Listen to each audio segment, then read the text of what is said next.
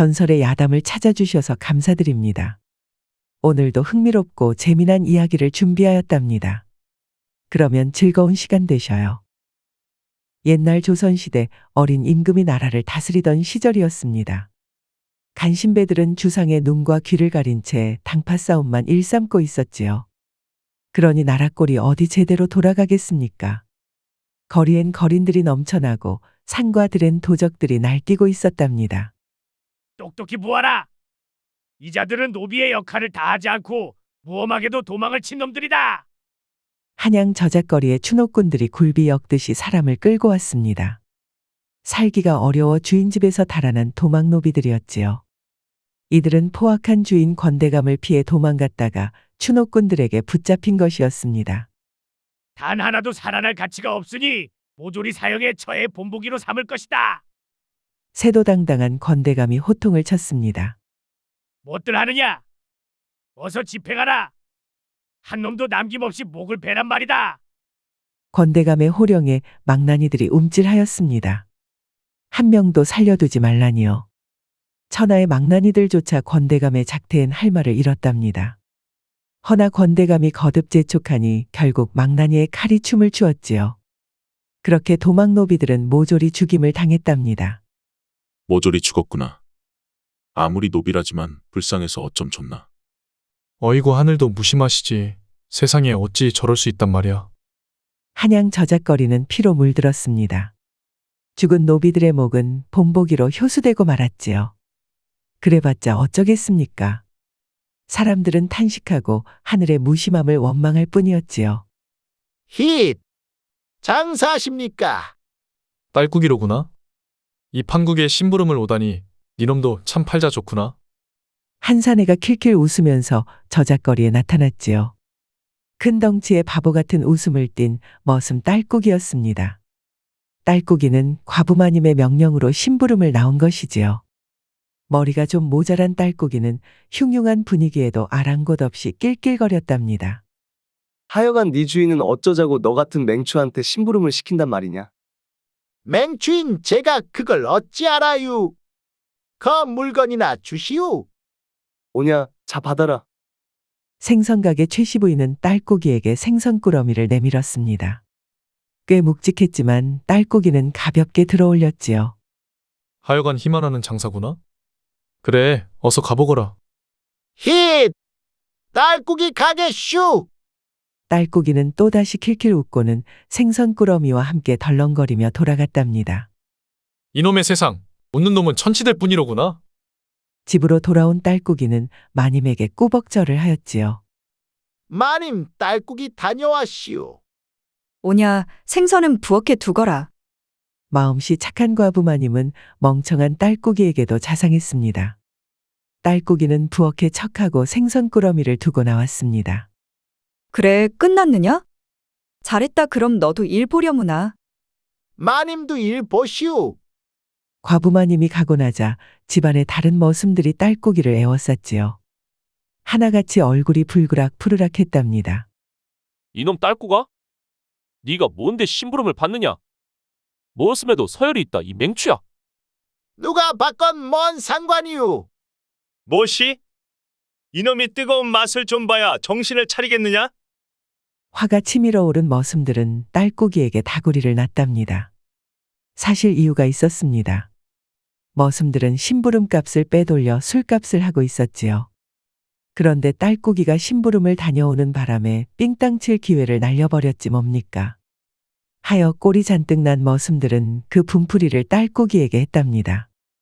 이놈, 2대 맞아라. 아니 3대 맞아라. 아니다, 1대 더 맞아라. 딸꾸기는 실컷 얻어맞았지만 여전히 바보처럼 웃었지요. 그러다 보니 때리던 머슴들이 오히려 지쳐버렸답니다. 또 맘대로 심부름을 갖다간 그땐 재미없을 줄 알아라. 머슴들은 시근덕거리며 가버렸습니다. 딸꾸기는 쌍코피를 쓱 닦고는 해벌쭉 웃었지요. 너비끼리도 박이 터지니 조선팔도 피망없는 곳이 없구마잉. 그렇게 하루가 또 저물었답니다. 밤이 깊어지고 모두가 잠든 야심한 자정이 되었지요. 하늘엔 별이 총총히 뜨고 길가엔 밤고양이들만 돌아다녔습니다. 헌데 그런 밤중에 권대감댁 담장을 넘는 이가 있었습니다. 복면을 쓰고 칼에 맨 사내는 높다란 담장을 가볍게 뛰어넘었지요. 그야말로 그림자처럼 움직이니 사내가 침입한 것을 아무도 눈치채지 못했답니다. 사내는 아무런 소리도 없이 권대감이 있는 사랑채로 향했지요. 그리고는 잠시 후 사랑채에서 나온 사내는 또다시 담장을 넘어 사라졌습니다. 아, 이복의 소식 들었나? 간밤에 염라대왕이 다녀갔다는군. 그래, 이번엔 누가 당했나? 놀라지들 마시게. 아, 글쎄 권대감의 목이 달아났다는 것이야. 권대감이? 그 집엔 사병이 드글드글하지 않은가? 그럼 뭐하나? 염라대왕 하나를 못 잡는데. 근데 섬찟한 것이 뭐냐 하면 사라진 권대감의 목이 한양 저작거리에서 나왔다는군. 허참, 염라대왕이라는 것이 정말 있긴 있는가 보구먼. 한양 바닥은 난리가 나고 말았습니다. 그도 그럴 것이 권대감의 목이 효수당한 노비들 사이에 떡하니 발견되었으니까요. 대신 노비들의 목은 죄다 사라졌지요. 밤새 무슨 조화를 부린 것인지 노비 대신 권대감의 목만 남았지 뭡니까? 그 죽은 노비들이 죄다 권대감댁 노비였자는가? 그 자리에 권대감의 목만 남았다? 이거 완전 노비들의 복수를 해준 모양새로고. 염라대왕은 한양 최고의 화제거리였지요. 매일 밤마다 탐관오리의 목을 베니 조정이며 포도청이며 그를 잡기 위해 혈안이 되어 있었지요. 그러나 염라대왕의 행방은 그야말로 오리무중이었습니다. 뭔 얘기를 재밌게 하시오. 딸꾹이야? 바보는 알고 없어. 바보는 원래 아는 게 없슈. 그러니 얘기나 해보시오. 말을 말아야지. 요새 염라대왕이라는 자가 나오는데 재밌게 얘기를 들은 딸꾹이는 헤헤거리며 집으로 돌아왔지요. 그리고 또 머슴들에게 얻어 터졌답니다. 그리고 또다시 헤헤거리며 잠이 들었지요. 그날 밤이었습니다. 밤이 으슥해지자 딸꾹이는 조용히 일어났습니다. 복면을 두르고 칼을 찬 딸꾹이는 조용히 집을 빠져나왔지요. 딸꾹이가 향한 곳은 한양 강가에 버려진 창고였습니다. 스승님, 좋았습니다. 왔느냐? 오늘도 추수해야 할 악당들이 많구나. 알겠습니다, 스승님. 수염이 허연 노인 하나가 딸꾹이를 맞이했지요. 노인은 허리가 꼿꼿하고 눈빛이 형형한 것이 척 보기에도 보통 무사가 아니었죠. 딸꾹이는 노인 앞에 공손히 엎드려서 서첩을 받아들였답니다. 명심하거라. 이번 상대는 뱀 같은 자이니 절대 이놈의 말에 귀를 기울여서는 안 될 것이다. 네, 스승님. 말씀대로 하겠습니다. 딸꾹이는 조용히 창고를 빠져나왔지요. 우리 집안을 그렇게 만든 흉수를 내 반드시 찾고 말 것이다. 사실 딸꾹이는 처음부터 노비는 아니었습니다. 세도 당당한 한성판윤 이대감의 적손이었지요. 그땐 이름도 딸꾹이가 아닌 휘열이었답니다. 허나 휘열이 10살이 되던 해 아버님인 이대감이 모함을 받아 파직을 당하고 말았지 뭡니까? 어디 그뿐입니까? 파직을 당한 그날 밤 자객들이 집에 쳐들어와 일가족이 몰살을 당했던 것이지요. 마루 밑에 숨어있던 휘열만이 간신히 살아남을 수 있었습니다. 이후 휘열은 호위무사 김노인에게 거두어져 자객이 되었지요. 그리고 본명인 휘열의 얼자를 파자하여 딸꾹이라는 가명을 쓰고 있었지요. 그리하여 딸꾹이가 된 휘열은 집안을 풍비박산낸 세도가들을 뒤쫓아 하나하나 무너뜨리고 있었답니다. 한성 최고의 갑부 최행수. 대체 무엇을 숨기고 있는지 살펴봐야겠군. 딸꾹이는 조용히 최행수의 저택에 숨어들었습니다. 사병들을 요리조리 피해 단숨에 사랑방에 도착했지요. 헌데 사랑방에는 개미새끼 한 마리 보이지 않았지요. 스승님이 준 용모파기에는 분명 오늘 밤 최행수가 집에 있다고 하였는데. 스승이 내려준 용모파기가 설마 잘못되었을 리는 없었지요. 하여 딸꾹이는 조용히 저택 안을 살폈답니다. 한양 상권을 한 손에 쥔 최행수는 저택 또한 으리으리했지요. 위세가 어찌가 대단한지 재물을 쌓아두는 곳간만 7채나 되지 뭡니까? 그런데 어째 곳간 하나에서 여전히 불빛이 새어나오고 있었지요. 아무래도 저곳이 수상하구나. 딸꾹이는 곳간 지붕으로 기어 올라갔습니다. 처마 끝 벽틈으로 창고 안을 살피는데 이럴 수가. 딸꾹이의 눈이 휘둥그레해졌지요. 수많은 사람들이 거꾸로 매달려 있는 게 아니겠습니까? 최행수가 붙잡은 포로들이었지요. 어찌나 많은지 꼭 메주덩어리처럼 주렁주렁했습니다. 어서 입을 열지 못하겠느냐? 날 감시하라 보낸 자가 누구더냐? 최행수는 부하들을 시켜 매질을 하고 있었답니다. 모질게 얻어맞은 사람들은 벌써 몇 명이 숨이 끊어진 듯 하였지요. 그럼에도 최행수는 매질을 멈추지 않는 것이었죠. 지켜보던 딸꾹이는 피가 거꾸로 솟는 느낌이었습니다. 듣던 것보다 더한 악한이었으니까요. 금수만도 못한 것들아. 니들이 이러고도 살기를 바라느냐? 더 참지 못한 딸꾹이는 번개처럼 창고 안으로 뛰어들어갔습니다. 웬 놈이냐? 여기가 어딘 줄 알고 들어왔느냐 말이다. 잘 안다. 썩어 빠진 최씨 장사꾼의 은신처가 아니더냐? 무엇이? 여봐라. 저 무례한 놈을 싹둑싹둑 베어버려라. 최행수가 호령하자 사병들이 덤벼들었지요.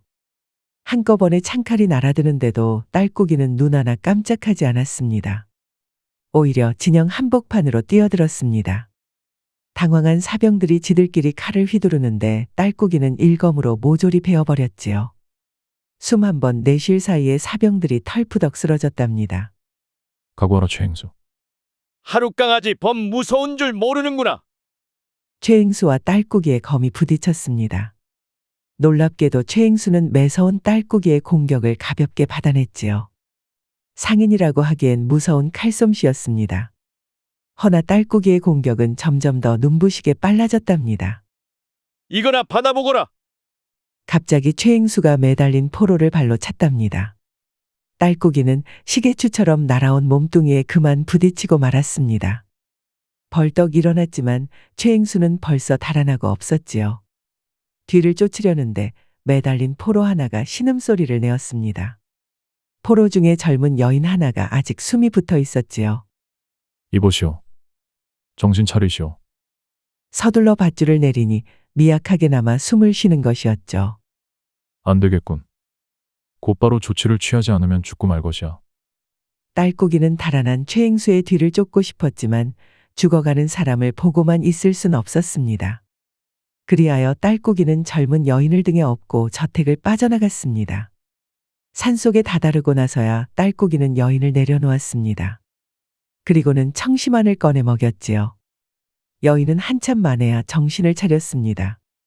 여기가 어딘가요? 정신이 좀 드시오.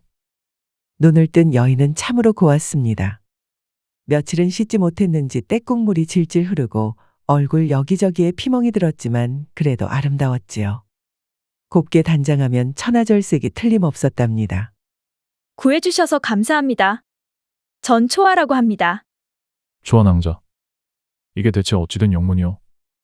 초아는 경기도의 큰 부자의 딸이었지요. 헌데 그만 최행수 손에 아버지를 잃고 말았습니다.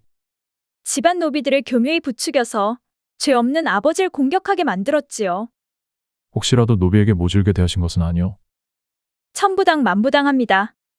저희 아버님은 노비들에게 글공부까지 가르치신 분입니다. 초아는 배신감에 눈물을 흘렸습니다.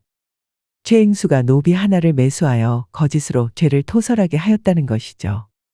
그리하여 최행수와 작당한 사또가 아버지를 문초하니 없는 죄가 기정사실이 되고 말았습니다. 집안이 망하고 나자 아버지는 화병으로 돌아가시고 말았지요. 그런 일이. 하여 아버지의 원수인 최행수를 뒤쫓다가 되려 죽임을 당할 뻔한 것이지요. 딸꾹이는 어째 남의 일 같지가 않아 마음이 무척 아팠습니다. 그만하길 다행이오. 더 이상 최행수의 뒤를 쫓는 건 포기하시오. 그럴 순 없습니다. 지금도 최행수의 악행의 희생자가 나오고 있어요. 그래도 여인의 몸으로 어찌 위험한 일을 하려 하시오? 최행수는 당장이라도 막아야 해요. 그자가 바로 염라대왕이니까요. 초아의 말에 딸꾹이의 눈이 커졌습니다. 아니 최행수가 염라대왕이라니요. 진짜는 바로 눈앞에 있는데. 기겁한 딸꾹이는 그만 딸꾹질을 하고 말았지요. 헌데 은희님의 이름을 말해주실 수 없을까요? 나는 딸, 아니 휘열이라고 하오. 초아는 거듭 고개를 숙였답니다. 그러면서 꼭 같이 최행수를 쫓고 싶다는 것이었죠. 염라대왕은 내게 맡기시오. 나 또한 최행수 패거리에게 원한이 있는 사람이니 알겠습니다. 그럼 휘얼림만 믿겠습니다. 초아를 돌려보내고 나자 날이 밝는 것이었죠. 하는 수 없이 딸꾹이는 집으로 돌아갔답니다. 허나 간밤에 본 초아 낭자 생각에 어찌 잠이 오지 않았습니다. 그렇게 또 며칠이 지났지요. 하루는 마님이 딸꾹이를 비롯하여 집안 하인들을 전부 부르는 것이었습니다. 부르셨슈 마님. 그래, 새로 들어온 아이를 소개를 좀 해주려고 불렀단다. 이리 나오거라, 초순아. 과부마님이 새로운 여종을 데려온 것이었죠. 헌데 지켜보던 딸꾹이의 눈이 이따시만큼 커졌답니다. 그도 그럴 것이 여종이라고 나타난 것이 초아 낭자였으니까요. 초순이여요. 잘 부탁드려요. 희야. 초순아. 넌 내가 지킨다. 입으로 똥을 싸거라. 초순이, 넌 이 오라버니만 믿으면 된다. 하이고 니까짓 게 뭔데 오라비 행세를 하려 드느냐? 머슴들은 초순이의 미색에 좋다고 난리를 피웠지요. 허나 딸꾹이는 아무래도 좋아할 수가 없었습니다. 이 사고뭉치 낭자가 왜 여종 행세를 하는지 알다가도 모를 일이었으니까요. 하여간 그날부로 초아는 여정 초순이가 되어 일을 하였지요.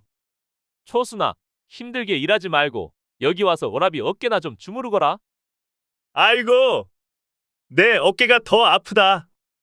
저 녀석보다 나부터 주물러다오. 좀 비키셔요. 부엌에 다녀올 수가 없네 정말. 머슴들이 희롱을 해대니 어디 초순이가 맘 편히 일할 수가 없었지요. 보다 못한 딸꾹이가 나섰답니다. 힛! 마님이 초순이를 데려오래요. 아니 저 맹추는 또 회방을 놓는구나 회방을. 초아는 얼른 빠져나갔지요. 그래도 가면서 딸꾹이에게 인사하는 것을 잊지 않았답니다. 고맙다 딸꾸가. 네 덕에 살았다. 딸꾹이가 여러 사람 살렸지라.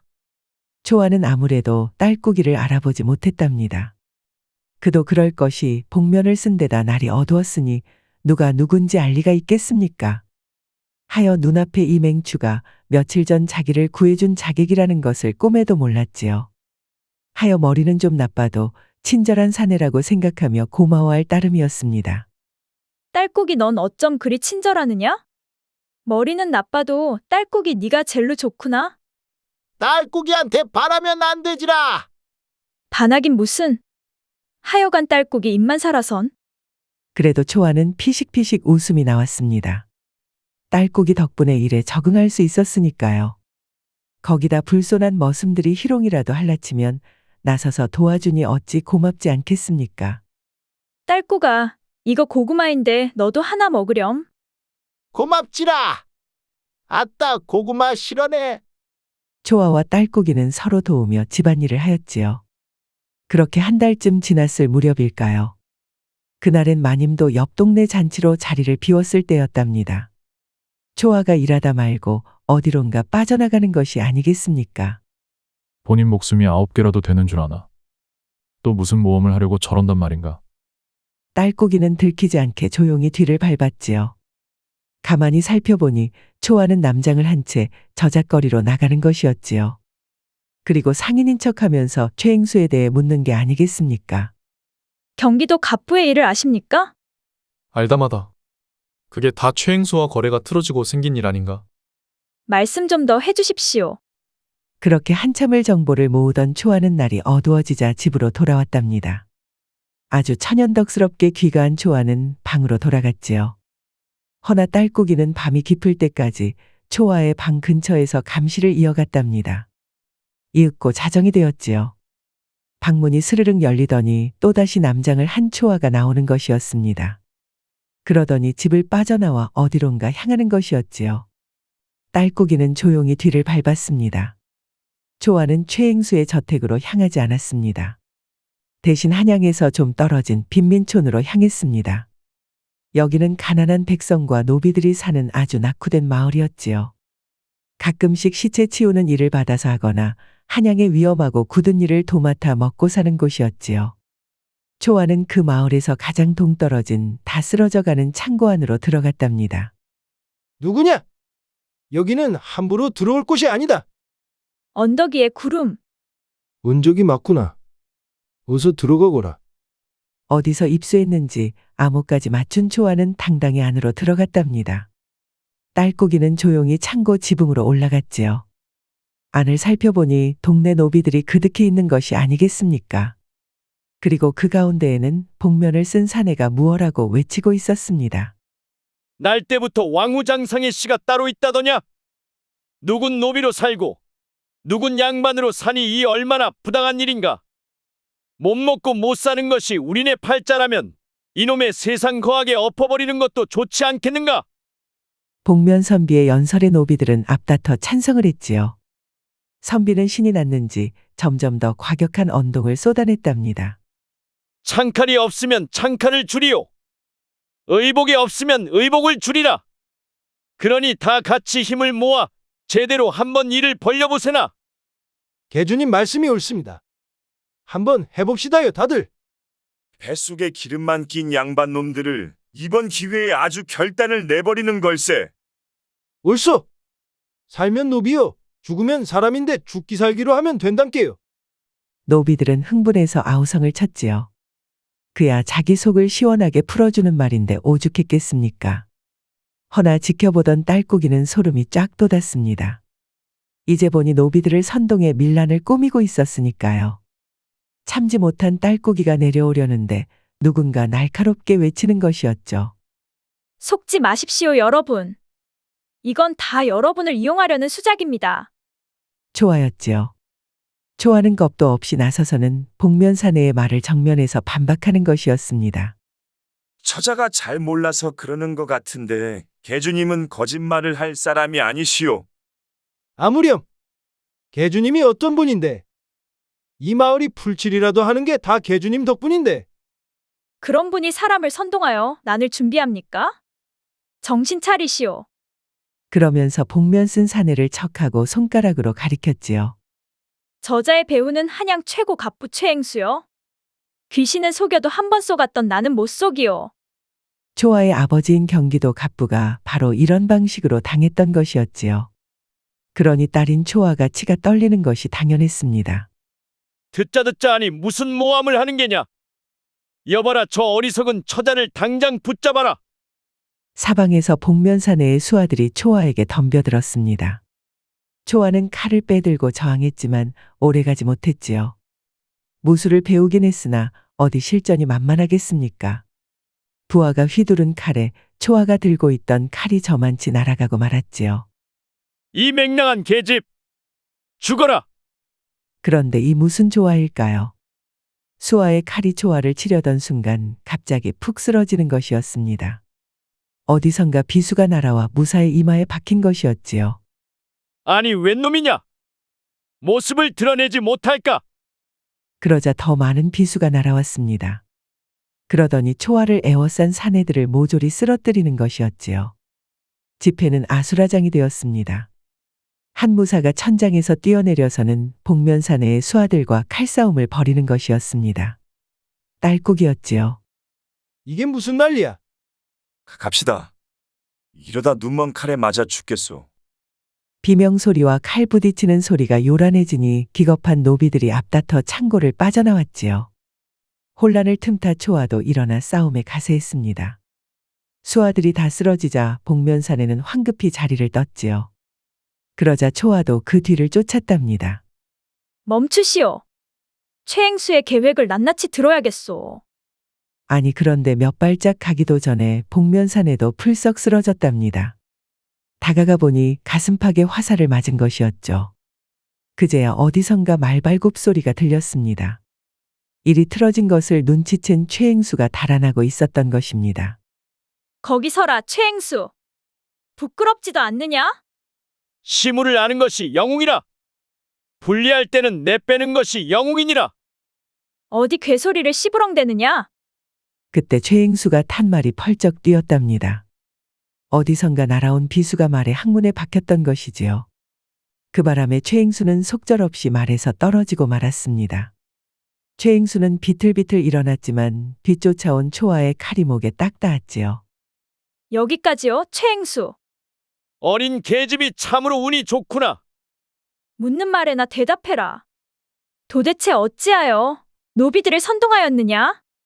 내 뒤에 누가 있는지 알기나 하느냐? 알면 니년도 무사하지 못한다. 어서 말하시오. 정녕 죽고 싶은 게요? 초아가 칼을 들이밀자 최행수 목에서 핏방울이 떨어졌습니다. 눈만 꿈벅거리던 최행수는 입을 달싹였지요. 그 순간 또다시 화살이 날아오는 게 아니겠습니까? 허나 이번 화살은 딸꾸기가 막아주었지요. 낭자, 여긴 위험하니 일단 자리를 옮깁시다. 그러지요, 은희님. 최행수를 붙잡은 딸꾸기와 초아는 산속으로 들어갔습니다. 산길을 요리조리 바꾸며 올라가니 그야말로 신출귀몰이었지요. 그렇게 이름 모를 동굴에 들어선 다음에야 둘은 한숨 돌렸답니다. 이제 말하라. 이래 죽으나 저래 죽으나 매한가지로구나. 알겠다. 최행수가 내뱉은 이름의 딸꾸기와 초아의 눈이 이만큼 커졌답니다. 내 배후에 있는 자는 바로 좌의정 대감이다. 난 그분의 지시로 움직였을 뿐이다. 이 나라의 좌상이 어찌하여 난을 꾸민단 말이냐? 바른 대로 구하거라. 좌상은 내란을 일으켜서 조선의 혼란을 가져올 심산이다. 혼란을 틈타 어린 주상을 폐하고 미리 작당 모의를 한 성완대군을 그 자리에 앉히려는 것이었지요. 그렇게 성완대군을 꼭두각시 삼아 이 나라를 완전히 장악하려는 것이 좌상의 음모였답니다. 실로 무서운 계획이었지요. 그렇다면 우리 아버님은 어째서 해친 것이오? 그건 어디까지나 전초전이었다. 노비들이 얼마나 잘 속나 시험을 해본 것이지. 이놈! 화가 치민 초아가 칼을 휘두르려 했지요. 허나 딸꾸기가 점잖게 막아세웠답니다. 흥분을 가라앉히시오. 진짜 적은 좌상대감이니 최행수를 배워도 헛일이외다. 그러더니 최행수에게 점잖게 물었답니다. 최행수, 도설한 것을 좌상이 알면 그대도 죽은 목숨이오. 실로 그러하다. 살 길을 열어줄 터이니 우리 일에 협조하시오. 알겠소? 생각을 거듭하던 최행수는 고개를 떨궜습니다. 아무래도 딸꾸기의 말이 이치에 합당했기 때문입니다. 그래, 물어보거라. 무엇이 궁금하냐? 좌상의 역모를 밝힐 증자가 필요하오. 증자라면 하나 있다. 좌상과 그 결탁한 자의 이름이 담긴 연판장이 있느니라. 헌데 그게 좌상대감의 사랑채에 있다는 것이었지요. 좌상의 저택엔 이름난 무사들이 득식을 하니 그야말로 용담호혈이었습니다. 천하의 딸꾸기도 쉽게 들어갈 곳이 아니었지요. 당장 가야지요. 은희님, 절 말리지 마셔요. 아서시오. 거긴 낭자가 쉽게 들어갈 곳이 아니외다. 초저도 쉬운 마음으로 이러는 게 아니에요. 초아는 감정이 북받쳐 올랐습니다. 이제야 아버지를 죽인 원수를 찾았는데 어찌 망설일 수 있겠습니까? 그러다 보니 말리는 복면사내가 야속하게만 느껴지는 것이었지요. 은희님께선 제가 겪은 일을 몰라서 그런 말씀을 하십니다. 나도 다 겪어보았어. 그러면서 딸꾸기는 얼굴을 가린 복면을 천천히 풀었습니다. 정체가 드러나자 초아의 눈이 휘둥그레해졌지요. 아니, 너는 딸꾹이 아니냐? 그동안 속여서 미안하오. 내 이름은 이휘열이오. 좌상 손에 죽은 한성판윤의 적손이 바로 나요. 세간에선 나를 염라대왕이라 부르고 있지. 초아는 숨이 가빠졌습니다. 바보로 알았던 딸꾸기가 은인이었다니요. 거기다 염라대왕이었다니요. 초아는 정신이 황방해진 터라 자기도 모르게 주저앉고 말았습니다. 열문지화를 당하고 20년. 그 세월을 복수만 꿈꾸며 살았다오. 드디어 흉수를 알았으니 내 어찌 복수를 마다하겠소. 허나 신중하게 해야 했습니다. 자칫 강대한 좌상에게 압살당할 수 있었으니까요. 원수를 반드시 끝내려면 감정 따위는 중요한 일이 아니었습니다. 그 절절한 복수심을 안 초아는 조용히 눈물만 흘렸지요. 알겠어요. 휘열님 뜻을 따르겠어요. 좋소. 내 계획을 들어보시겠소. 며칠 후 사방에 방이 붙었습니다. 좌상이 역모를 꾸민다는 내용이었지요. 헌데 그 내용이 사뭇 자세하여 한양 사람들은 웃어넘길 수가 없었답니다. 뭐시라? 또 그 방이 붙었단 말이냐? 그렇습니다, 대감. 수하들이 열심히 떼어내고는 있지만 어서 찾아라. 도대체 어떤 놈이 내 명예를 실추시키는지 당장 찾으란 말이다. 노발대발한 좌상은 수하들을 풀어 방을 떼어냈습니다. 헌데 그러면 그럴수록 더 많은 방이 붙는 것이었죠. 덕분에 좌상의 영모를 꾸민다는 말이 한양의 어린애들까지 퍼지고 말았습니다. 좌상은 그야말로 펄펄 뛰었지요. 좌상의 수하들이 반절 이상 저택을 나왔구려. 그러게요. 저들은 방을 붙인 사람을 찾느라 밤낮을 뒤지고 있어요. 지금이 바로 기회요. 그리하여 휘열과 초아는 좌상의 저택으로 숨어들었습니다. 야밤도 아니고 멀쩡히 대낮에 들어올지 누가 알았겠습니까? 둘은 잽싸게 담장을 넘어서는 경계가 흐트러진 저택을 종횡무진 누볐지요. 마침내 좌상의 사랑채까지 들어갔을 때였습니다. 참으로 낭패였습니다. 나간 줄 알았던 좌상이 책상에 기대어 꾸벅꾸벅 졸고 있는 것이 아니겠습니까? 둘은 살금살금 증자를 찾아 사랑채를 뒤졌지요. 그렇게 한참을 찾았더니만 병풍 뒤에 조그만 서랍장이 있었답니다.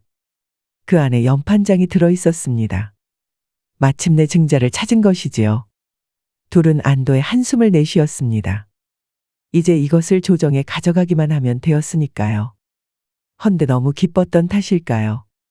초아가 그만 실수하여 병풍을 밀치고 말았지 뭡니까? 병풍은 우당탕 소리를 내며 넘어지고 말았습니다. 걔 누구냐? 정신을 차린 좌상이 대경실색을 하였습니다. 딸고기가 입을 막으려 하였지만 좌상이 더 빨랐지요. 고함을 치며 방을 나서니 사방에서 무사들이 몰려들었답니다. 꼼짝없이 포위당하고 말았던 것이죠. 좌상, 그대의 음모가 들통났으니 그만 항복하시오. 헛소리 마라! 니놈 손에 그 증자만 도로 찾으면 그 누가 나를 막겠느냐? 사실 계획은 이제 8알이 진행된 상황이었습니다. 실행만을 앞두고 있었는데 휘열과 초아가 죄를 뿌리고 만 것이었죠. 하여 좌상은 어서 빨리 저 두 연놈을 죽이고 연판장을 찾으라 호통을 쳤습니다. 휘열은 복면을 벗어던졌지요. 내가 바로 이휘열이다. 좌상의 모함에 억울한 죽음을 당하신 한성판윤 이대감이 내 아버지로다. 그러더니 칼을 빼들어서 덤벼드는 무사들을 차례로 베었습니다. 휘열의 칼이 번쩍일 때마다 무사들이 추풍낙엽처럼 쓰러졌지요. 허나 숫자가 너무 많았습니다. 반절이나 저택을 나갔지만 여전히 100명은 되었답니다. 초아 낭자, 내가 맡고 있을 테니 어서 빠져나가시오. 하지만 휘열 도령, 지금은 증자를 조정에 전하는 것이 급선무요. 자, 어서 가시오. 초아는 눈물을 뿌리며 달려갔습니다. 무사들이 초아를 쫓았지만 휘열의 손에 쓰러졌습니다. 허나 그 와중에 휘열도 무사의 칼에 베이고 말았지요. 등이 베이고 팔의 상처에서도 피가 흘렀습니다. 허나 휘열은 결코 신음소리를 내지 않았답니다. 혹시라도 초아가 뒤돌아볼까 걱정해서였지요. 다 끝났구나. 이제 한판 놀아보자. 이 역적에 죽으더라. 초아가 빠져나가자 휘열은 피가 뚝뚝 떨어지는 얼굴로 씩 웃었답니다. 참으로 귀기 어린 미소였지요. 무사들이 주춤하자 휘열이 돌진했습니다. 몸의 상처는 안중에도 없는 양 성난 호랑이 같은 기백이었지요. 한편 증자가 도착하자 조정은 난리가 났습니다. 제 아무리 좌상의 무리가 많다지만 조정엔 아직 충신들이 남아 있었답니다. 이들은 좌상의 세력에 눌려 말을 못하고 있었지만 버젓한 증자가 나왔으니 상황이 달라진 것이었지요. 한 목소리로 좌상을 벌하라 상소하니 임금도 더는 가만히 있지 않았습니다. 내금위에 일러 좌상을 잡아들이라 명령한 것이었지요.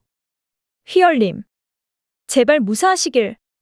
내금위를 안내해 좌상의 저택으로 돌아온 초아는 눈물을 흘렸습니다.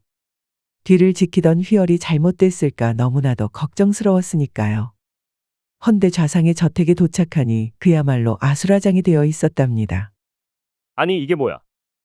무슨 전쟁이라도 났던 것인가? 살아있는 사람이 하나도 없구만. 얼씨구, 이 시체는 좌상 아닌가? 아예 몸통하고 머리가 따로 떨어졌구만. 살긴 글렀어. 그 많은 무사들이 모조리 도륙을 당한 것이지요. 거기다 좌상까지 숨이 끊어졌으니 도착한 내금위가 할 일이라곤 시신을 확인하는 것뿐이었답니다. 허나 그 자리에 휘열은 어디에도 보이지 않았습니다. 혹시 시체 속에 있나 몇 번이나 확인하였지만 비슷한 인물조차 없었지요. 그야말로 연기처럼 증발한 것입니다. 휘열님, 죽었는지 살았는지 가르쳐라도 주셔요. 네. 초아는 땅을 치며 눈물을 흘렸습니다. 허나 아무런 대답이 없었지요. 고맙다는 말씀도 못 드렸는데.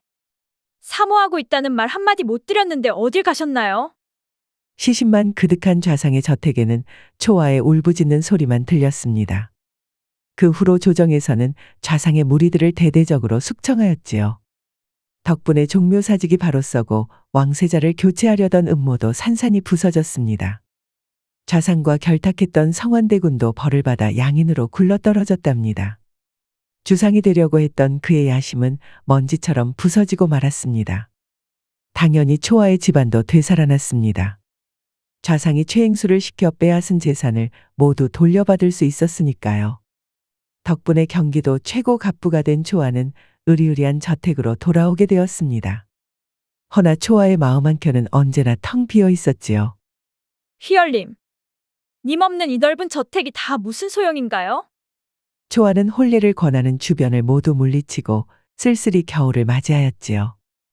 여전히 꽃처럼 아름다웠지만 초아의 마음엔 언제나 희열뿐이었습니다. 그렇게 겨울이 지나 봄이 오고 여름이 오고 또다시 겨울이 왔습니다. 허나 초아는 여전히 홀몸이었지요.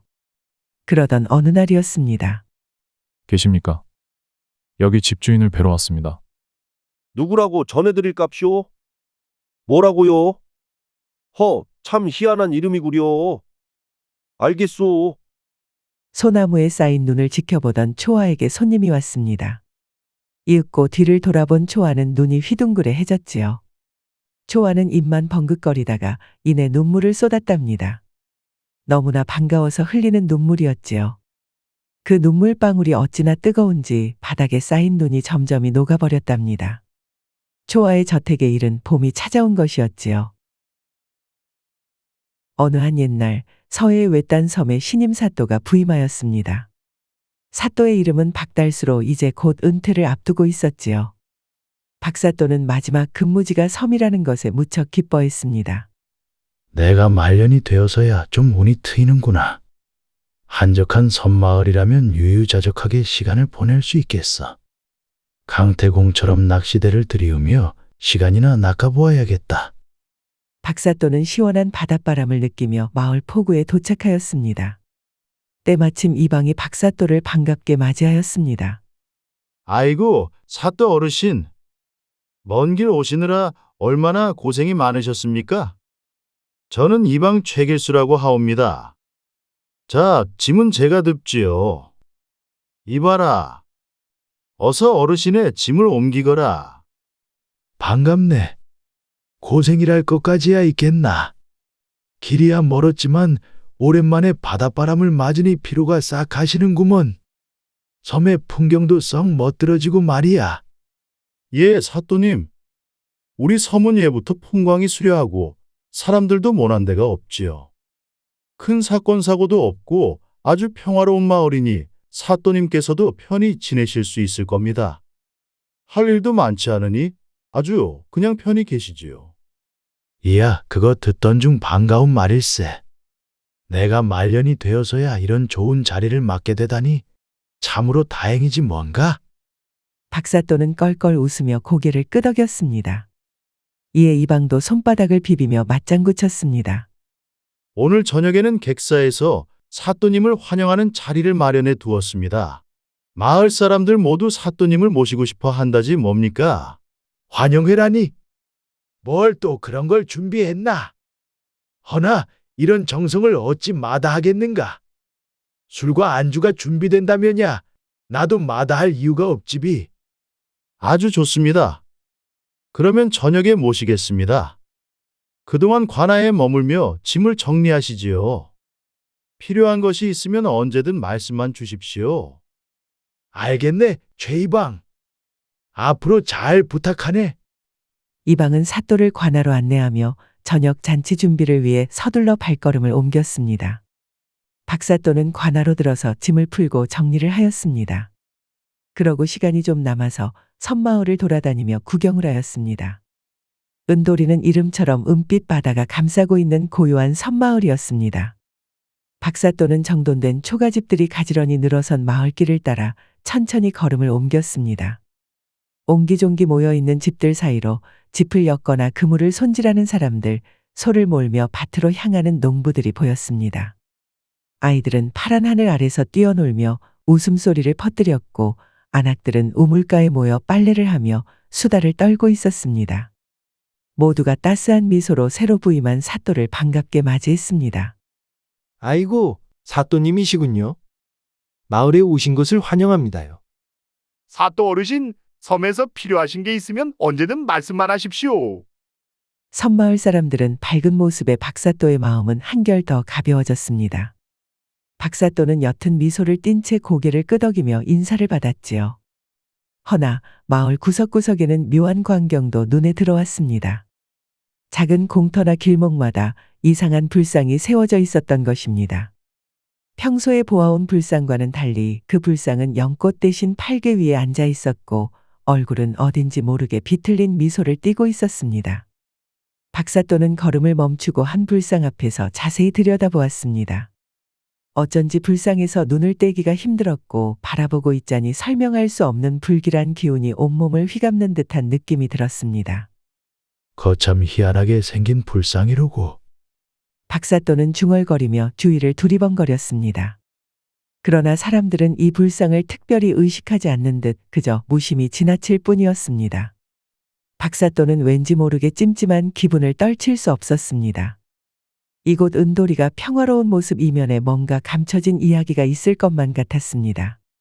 사또 나으리 어쩐 일로 여기 계십니까요? 마을을 좀 둘러보고 있었네. 벌써부터 업무를 시작하셨습니까요? 거참, 오늘 하루는 푹 쉬셔도 되는데 말입니다. 그것보다도 잔치 준비가 끝났습니다. 어서 가시지요. 박사또는 이 방의 안내를 받아 객사로 향했습니다. 객사는 화려하지는 않았지만 공간이 넉넉해서 섬 주민들이 모두 있어도 좁게 느껴지지 않았습니다. 박사또는 사람들의 박수와 환호 속에서 자리에 앉으려다 무언가 눈길을 끄는 것을 발견했습니다. 마당 중앙에는 낮에 마을 곳곳에서 보았던 것과 같은 불상이 자리 잡고 있었습니다. 그러나 이번 불상은 훨씬 더 크고 정교했으며 역시 팔개 위에 정좌하고 있었습니다.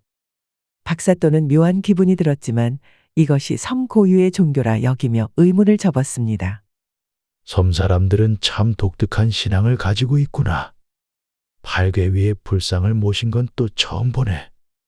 이 방은 박사또를 잔치상으로 안내했지만 사또가 앉아야 할 상석이 비어 있었습니다. 사또는 이 방에게 물었습니다. 오늘 올 사람이 또 있는가 보이. 아, 예.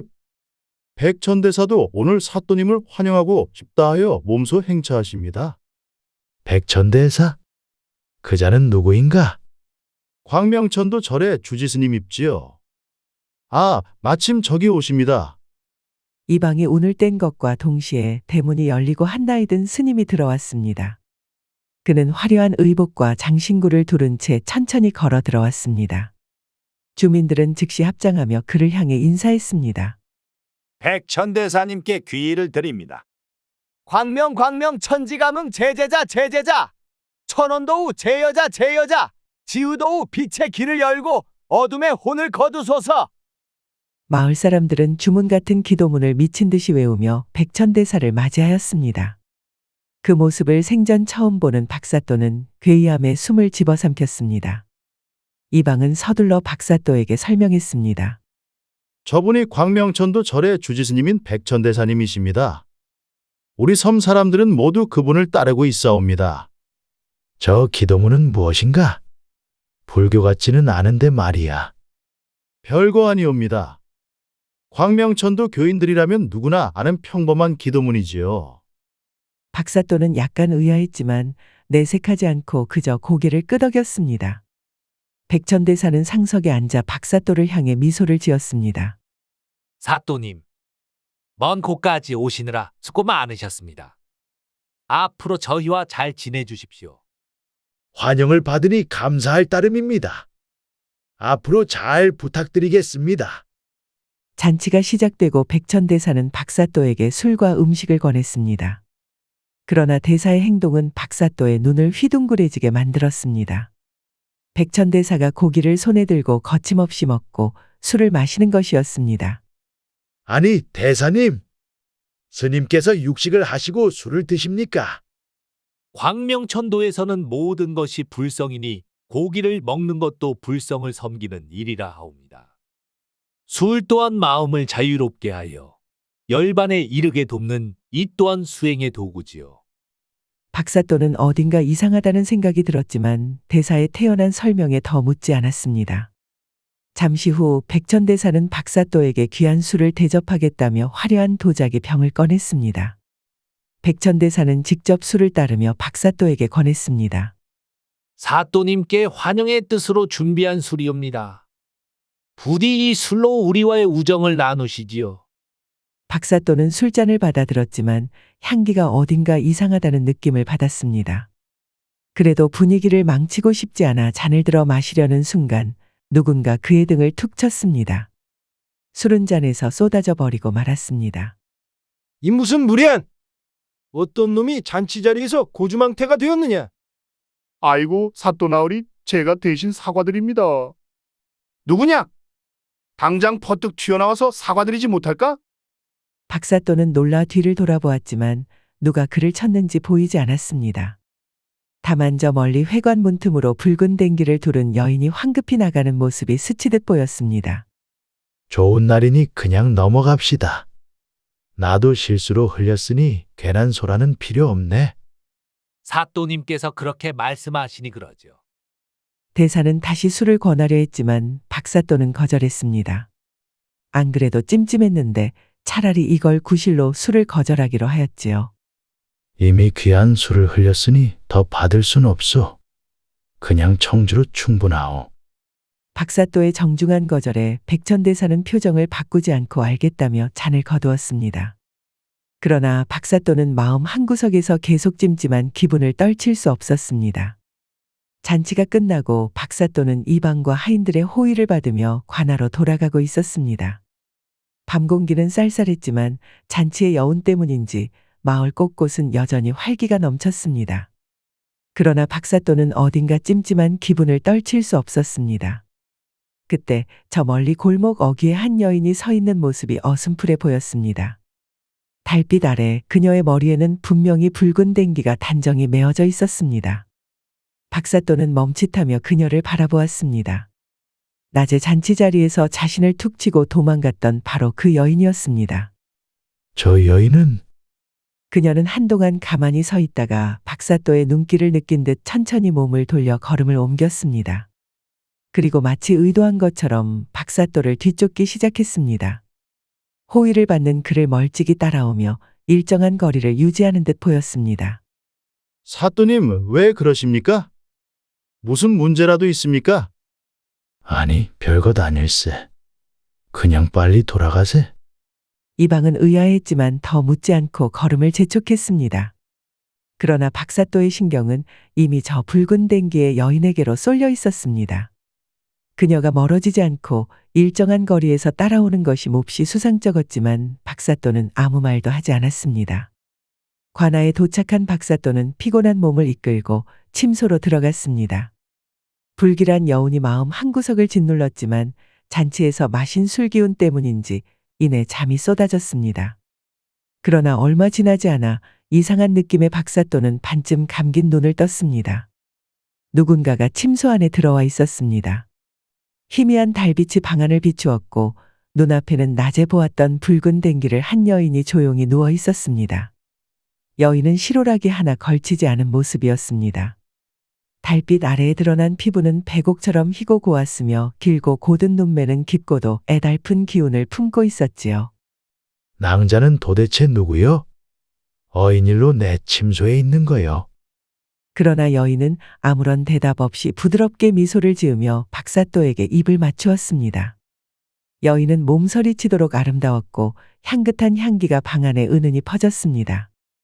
박사또는 이상하다는 생각을 잠시 하다가 이내 달콤한 입맞춤의 모든 것을 잊고 여인을 강하게 끌어안았습니다. 여인은 살포시 사또의 옷고름에 손을 얹었지요. 사또는 끓어오르는 충동을 누를 수 없었습니다. 그리고는 미친 듯이 사랑을 나누었지요. 그렇게 한 차례 파도가 지나가고 기진맥진한 사또는 힘이 탁 풀린 채 잠들었습니다. 그러다가 박사또는 문득 깨어났습니다. 방 안은 여전히 어두웠지만 여인은 더 이상 그의 곁에 없었습니다. 대신 문 밖에서 조용히 움직이는 그림자가 보였습니다.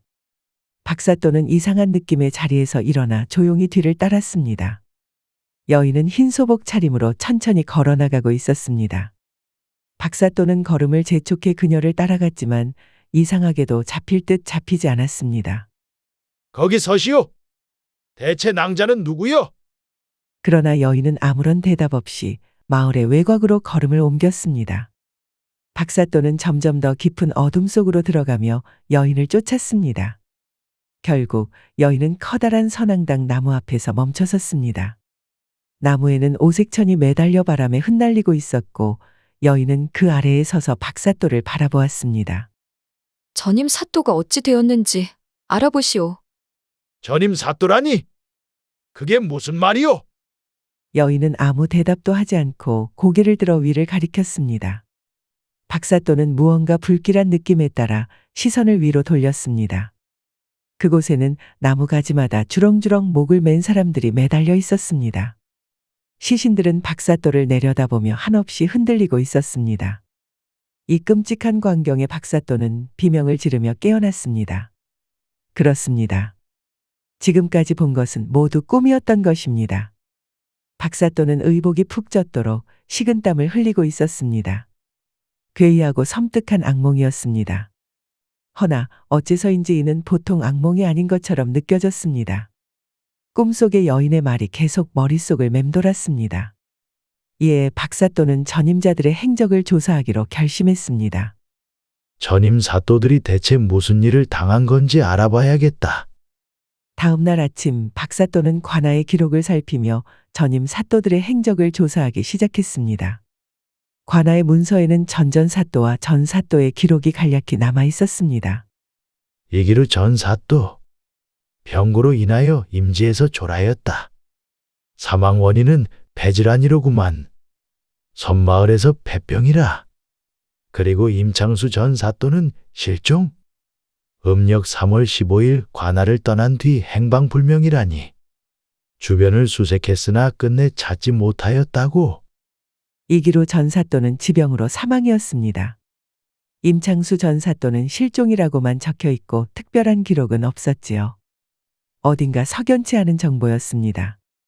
이상하도다. 전 이기루 전 사또의 병력은 딱히 없었던 것으로 아는데 게다가 임창수 전 사또가 실종이라니. 이 섬 같은 작은 곳에서 사람이 실종될 일이 그렇게 쉬운가? 박사또는 문서를 한참 들여다보다가 이방 최길수를 불렀습니다. 최이방, 전임 사또들의 일이 어찌 된 것인지 자세히 설명해 보게. 이 문서엔 너무나 간략하게만 적혀 있군. 아, 예, 하오나 적혀 있는 그대로입니다. 전전 사또께서는 몸이 좋지 않으셔서 오래 앓다가 돌아가셨습니다. 그리고 전 사또님께서는 실종되셨다고 적혀 있지요. 실종이라니? 사람이 무턱대고 사라질 리가 있나? 섬 사람들은 아무도 못 봤다는 말인가? 박사또의 추궁의 이방은 땀을 훔치며 대답하였습니다. 긴장한 기색이 역력했습니다. 예, 그날 밤 섬을 한참 뒤졌지만 끝내 찾지 못했사옵니다. 섬이 아무리 작다 해도 바다로 통하는 길목이 많지 않겠습니까? 아마도라니? 그저 억측에 불과하지 않은가? 사람 하나가 어떻게 감쪽같이 사라질 수 있단 말인가? 박사또는 이방의 애매한 태도에 의심이 들었습니다. 박사또는 날카로운 시선으로 이방을 바라보았습니다. 최이방, 자네가 뭔가 숨기고 있는 것이 아닌가 싶네. 사실대로 말하지 않으면 내 직접 조사에 나설 것이야. 아니옵니다, 사또님. 저희가 숨길 것이 무엇이 있겠사옵니까? 그저 전 사또님께 무슨 일이 있었는지 정말로 알 수 없을 뿐이옵니다. 박사또는 이방의 말을 곱씹으며 섬의 불길한 분위기와 간밤의 꿈에서 본 선앙당 나무의 끔찍한 광경이 자꾸만 머릿속에 맴돌았습니다. 박사또는 의심을 떨치기 위해 직접 마을을 돌아다니며 더 많은 단서를 찾기로 결심했습니다. 좋다. 그렇다면 내가 직접 이 섬의 구석구석을 둘러보며 알아보도록 하지. 전임 사또의 행방에 대해 더 알게 된다면 즉시 보고하도록 하게. 알겠사옵니다, 사또님. 혹시라도 도울 일이 있다면 말씀만 하십시오. 박사또는 이 방이 어딘가 진실을 감추고 있다는 의심을 떨칠 수 없었습니다. 박사또는 자신의 직감을 믿으며 먼저 꿈에서 본 선앙당 나무를 살펴보기로 했습니다. 간밤에 꿈속에 나타났던 그 기이한 장면이 머릿속에서 떠나지 않았기 때문입니다. 이윽고 박사또는 마을 외곽에 도착하였습니다. 커다란 선앙당 나무가 바람에 오색천을 나부끼며 서 있었습니다. 이럴 수가. 정말 선앙당 나무가 있었구나. 꿈에서 보았던 것과 똑 닮았다. 박사또는 뭔지 모를 오싹함을 느끼며 나무 아래 서서 주위를 둘러보았습니다. 꿈에서 본 그대로다. 어찌 이리 똑같단 말인가? 그렇게 박사또가 나무를 살피던 중 나무 옆에 서 있던 한 여인을 발견했습니다. 바로 꿈에서 보았던 붉은 댕기의 여인과 똑같이 생긴 여인이었습니다.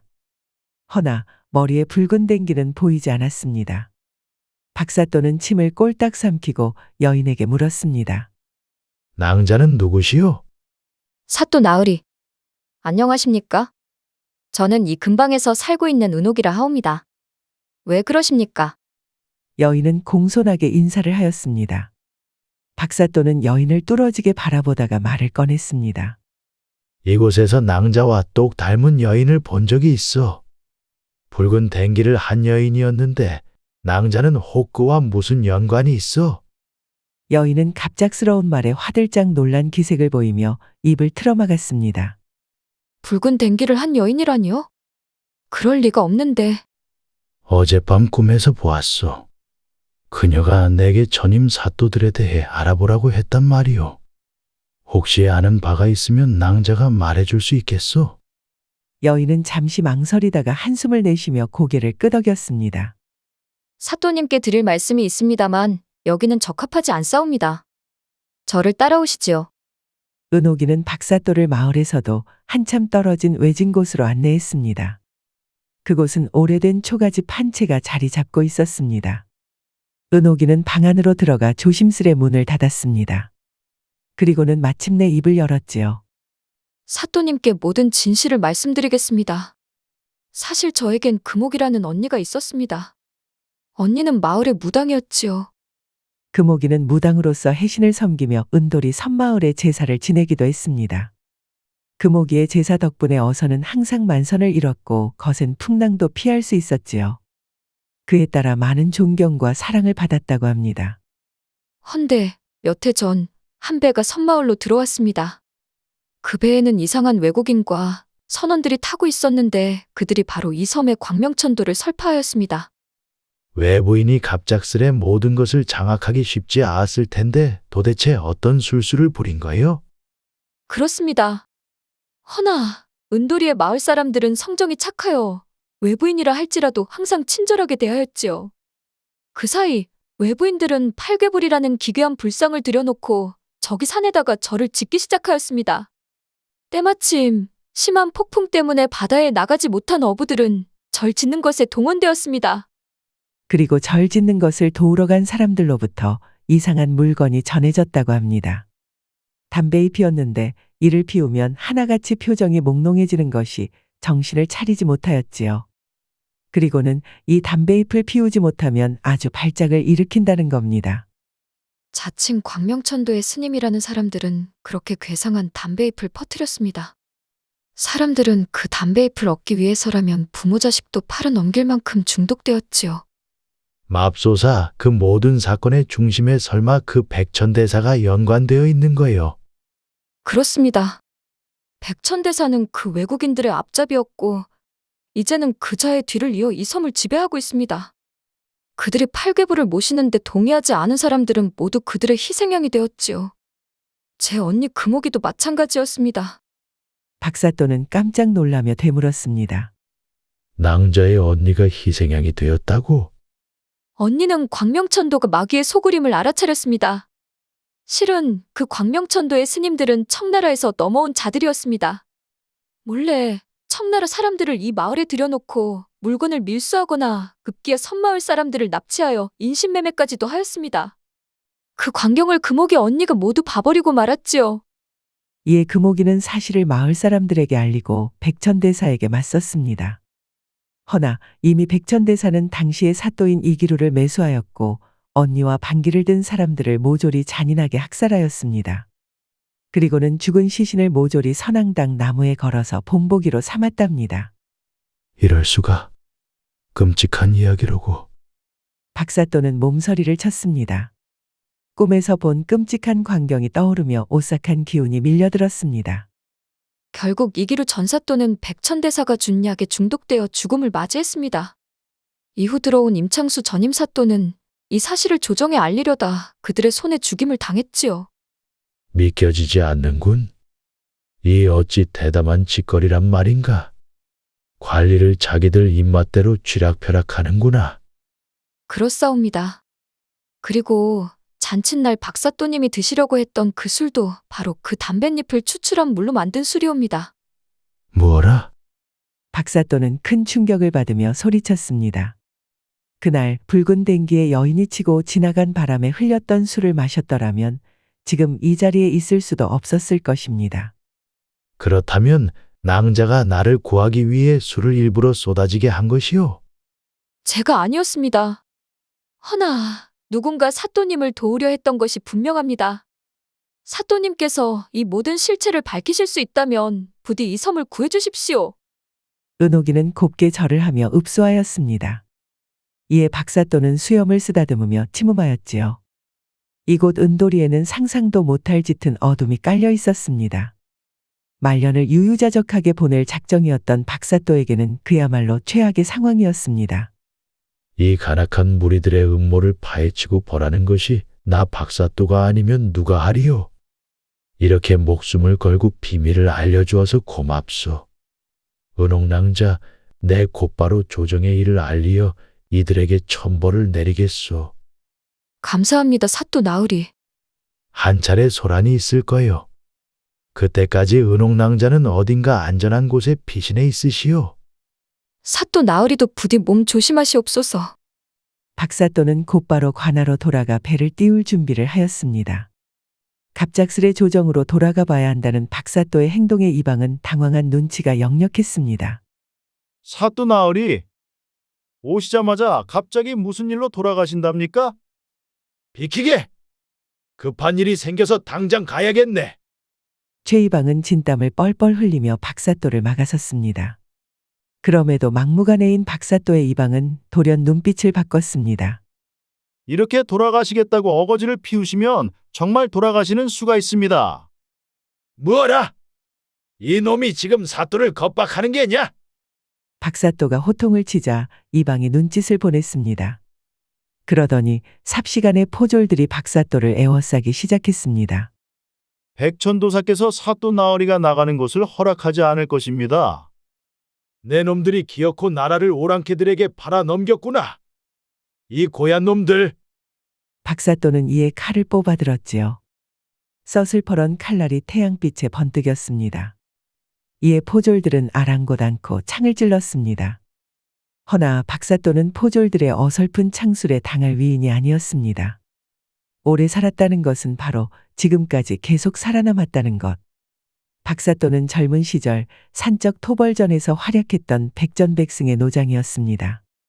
불과 10여 명의 병사를 부리며 여명의 도적대를 상대했지요. 이놈들아! 훈련을 처음부터 다시 받아야겠구나. 박사또가 칼을 뽑는 순간 그의 손목은 매끄럽게 휘돌며 칼끝은 마치 살아 움직이듯 적의 급소를 꿰뚫었습니다. 박사또는 한 번의 동작으로 적의 창끝을 흘려내고 곧바로 반격으로 이어지는 흐름을 보여주었습니다. 박사또가 한 번 칼을 휘두르자 여러 놈이 곡소리를 내며 쓰러졌습니다. 예전만큼은 아니었지만 박사또의 발놀림은 새처럼 가벼웠고 방어를 할 때에는 나무 뿌리처럼 굳건했지요. 포졸들은 그런 박사또를 감히 당해내지 못하였습니다. 비켜라 이 쭉정이들아! 박사또는 노도와 같은 기함 소리를 내며 포졸들을 뚫고 나갔습니다. 그러나 박사또를 기다리는 것은 광명천도에 현혹된 마을 사람들이었습니다. 이들은 모두 무언가에 쓰인 듯 두 눈이 형형한 빛을 내며 낫이나 갈퀴를 들고 박사또를 위협했습니다. 사또 나으리 어딜 그리 급하게 가시는 거요? 감히 우리 백천대사님을 등 돌리는 거요. 그렇게는 아니 되지. 아니 돼. 이놈들이 단체로 실성하였구나. 박사또는 가차없이 검을 휘두르며 포위망을 뚫었습니다. 광명천도에 홀린 마을 사람들은 알 수 없는 주문을 입에 거품까지 물며 외웠지요. 괴이하게도 검에 베어도 꿈쩍도 하지 않아 박사또를 흠칫하게 만들었습니다. 허나 박사또는 여기에 굴하지 않고 다리를 베어 발을 묶고 밀쳐내며 나아갔습니다.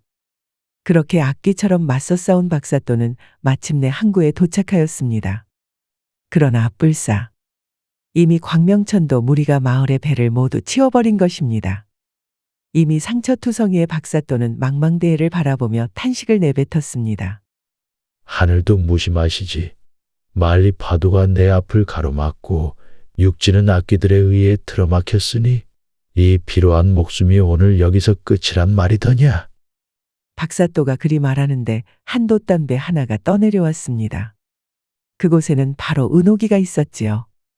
사또 나으리, 어서 이 배를 타셔요. 은옥낭자! 박사또는 주저없이 도움닫기를 하여 돛담배에 뛰어 올라탔습니다. 그러자 은옥이는 곧바로 노를 저었습니다. 바닷바람이 박사또의 얼굴을 스쳤습니다. 겨우 숨을 돌린 박사또는 은옥낭자를 와락 끌어안아 주었지요. 은옥낭자! 그대가 내 부처님이요. 어찌하여 숨어있지 않고 나를 도우러 온 거요? 전임 사또들은 모두 비밀을 눈치채고 병고를 당하였지요. 그리고 언니가 저에게 박사또가 위험하다고 말해주었답니다. 금옥낭자가 말이요. 허나 금옥낭자는 죽었지 않소? 그렇지요. 허나 사또 나으리도 언니에게 위험하다고 경고를 받지 않으셨나요? 언니는 어쩌면 광명천도의 간악한 악행을 모두 알리기를 바라고 저희를 도왔는지도 모르지요. 박사또는 점점 멀어져가는 은돌이 섬을 보며 고개를 끄덕였습니다. 악귀들은 박사또가 탄 배를 보며 욕짓거기를 내뱉으며 악다구니를 쳤지요. 네, 반드시 이곳의 어둠을 밝히고 억울하게 죽은 이들의 한을 풀어줄 것이요. 그렇게 박사또와 은옥낭자는 무사히 조정으로 향할 수 있게 되었습니다. 육지에 다다르자마자 박사또는 곧바로 사건의 전말을 상세하게 적어 상소를 올렸습니다. 광명천도의 음모와 백천대사의 만행 그리고 청나라 세력과의 결탁을 낱낱이 밝히며 토벌대를 요청했지요. 조정은 박사또의 증언과 증거를 토대로 곧바로 군사를 편성해 은도리로 보냈습니다. 박사또는 토벌대의 선봉에 서서 섬으로 돌아왔습니다. 박사또는 섬에 도착하자마자 광명천도의 본거지를 정밀히 포위했습니다. 사이비교도들은 광명천도를 지키기 위해 저항했으나 정의 군사와 박사또의 전략 앞에서는 속수무책이었습니다. 백천대사와 그의 추종자들은 마침내 붙잡혔고 섬에 숨겨져 있던 금은보화와 약재, 인신매매의 흔적까지 모두 밝혀졌습니다. 전투가 끝난 뒤 박사또는 곧바로 광명천도가 살해한 이들의 유해를 찾아내었습니다. 이 잔인무도한 사이비교도들은 희생자들을 모두 깡그리 태워서 유골을 선앙당 아래에 묻어 숨겨두고 있었습니다. 유골을 꺼내기 시작하니 정말 산더미처럼 나왔지요. 이에 박사또와 조정의 관리들은 숨을 집어삼켰습니다. 이것이 어찌 같은 하늘 아래에서 벌어진 일이란 말인가? 무고한 백성들의 넋이 이토록 짓밟히다니. 내 평생 이런 참혹한 광경은 처음이요. 사람의 손으로 저지른 짓이라 보기 어렵습니다. 이건 짐승도 하지 않을 만행입니다. 산더미처럼 쌓인 유골이라니. 여기 잠든 영혼들이 하늘 품지 않았다면 그것이 더 이상할 지경이요. 그야말로 하늘을 등지고 땅을 더럽힌 짓이요. 하늘도 땅도 저들의 죄악을 더 이상 감추지 못한 것이리라. 이 섬의 정의를 되살리고 이 억울한 넋들을 위로하는 것이 나와 우리 모두의 의무일 것이요. 박사또는 유해를 수습하여 제대로 된 제사를 지내주었습니다. 모든 것이 일단락되자 은옥이는 눈물을 흘리며 박사또에게 감사 인사를 올렸습니다. 사또 나으리 정말 감사합니다. 덕분에 섬이 구원받았습니다. 모든 것은 그대의 용기와 진실 덕분이요. 이제 고인의 넋을 위로하고 섬을 다시 평화로이 만들어야겠소. 이후 박사또는 선앙당 나무 아래에 제단을 세웠습니다. 그리고 금오기를 비롯해 광명천도의 희생자들을 기리며 제사를 올렸지요. 오색천에 걸린 이름 없는 시신들의 영혼을 위로하며 그는 무거운 마음으로 고개를 숙였습니다. 억울하게 생을 마감한 자들의 넋이여 이제 편히 쉬소서. 사건을 마무리한 박사또는 은옥에게 관아의 도움을 약속하며 조정의 섬의 안정화를 위한 지원을 요청했습니다. 은도리에는 씻지 못할 상처가 남았지만 박사또는 은퇴 전까지 전심전력으로 도운 덕분에 마침내 다시 예전에 행복했던 섬마을로 돌아갈 수 있었답니다. 옛날 어느 한 마을에 극심한 흉년이 들었습니다. 노는 메말라서 바닥을 드러내어 쩍쩍 갈라지고 마을에는 매운 흙먼지만 날렸습니다. 어미들은 끼니를 챙겨 먹지 못하여서 아이에게 젖도 물리지 못하였지요. 용화마님 납시오! 이 천한 것들. 어서 길을 비켜 예를 갖추어라. 그렇게 암울한 나날이 이어지던 어느 날 뜻밖의 손님이 마을에 찾아왔습니다. 바로 용화마님이었습니다. 용화마님은 이 지역 고을 사람이라면 모를 리 없는 유명한 여인이었습니다. 부유함으로는 둘째가라면 서러울 정도였고 괴팍한 성격으로도 널리 알려진 갑부였습니다. 그리고 무엇보다도 신묘하고도 기묘한 요술을 부린다는 소문도 있었습니다. 혹자는 하늘에서 쫓겨난 선녀라고 말하고 어떤 이는 천년 묵은 고양이 요괴라고 말하기도 했습니다. 허나 소문이 사실인지 알 길은 없었지요. 저 양반이 어인일로 찾아왔단 말인가? 쉿, 조용히 하게. 입 한 번 잘못 놀리면 경을 치를 걸세. 마을 사람들은 멀찍이 물러나 숨을 죽이며 고개를 쳐박았습니다. 용화마님의 가마는 화려한 장식으로 치장되어 있었습니다. 흡사 고관대작의 행차처럼 위엄이 느껴졌지요. 뒤따르는 하인들은 흡사 목각 인형처럼 무표정하고 군더더기 없는 움직임으로 일사불란하게 행동했습니다. 이윽고 가마가 내려지고 용화마님이 모습을 드러냈습니다. 가마에서 내린 용화마님은 한눈에 봐도 범상치 않은 기품을 풍겼습니다. 화려하게 올린 머리에는 값비싼 옥비녀가 반짝였지요. 용화마님은 하얀 미간을 찌푸리며 마을 사람들을 내려다보았습니다. 한 폭의 그림처럼 곱디 고운 외모였지만 날카롭게 올라간 눈매와 앙담은 입술이 고집스러워 보였습니다. 다 죽어가는 몰골들이 아주 보기 좋구나.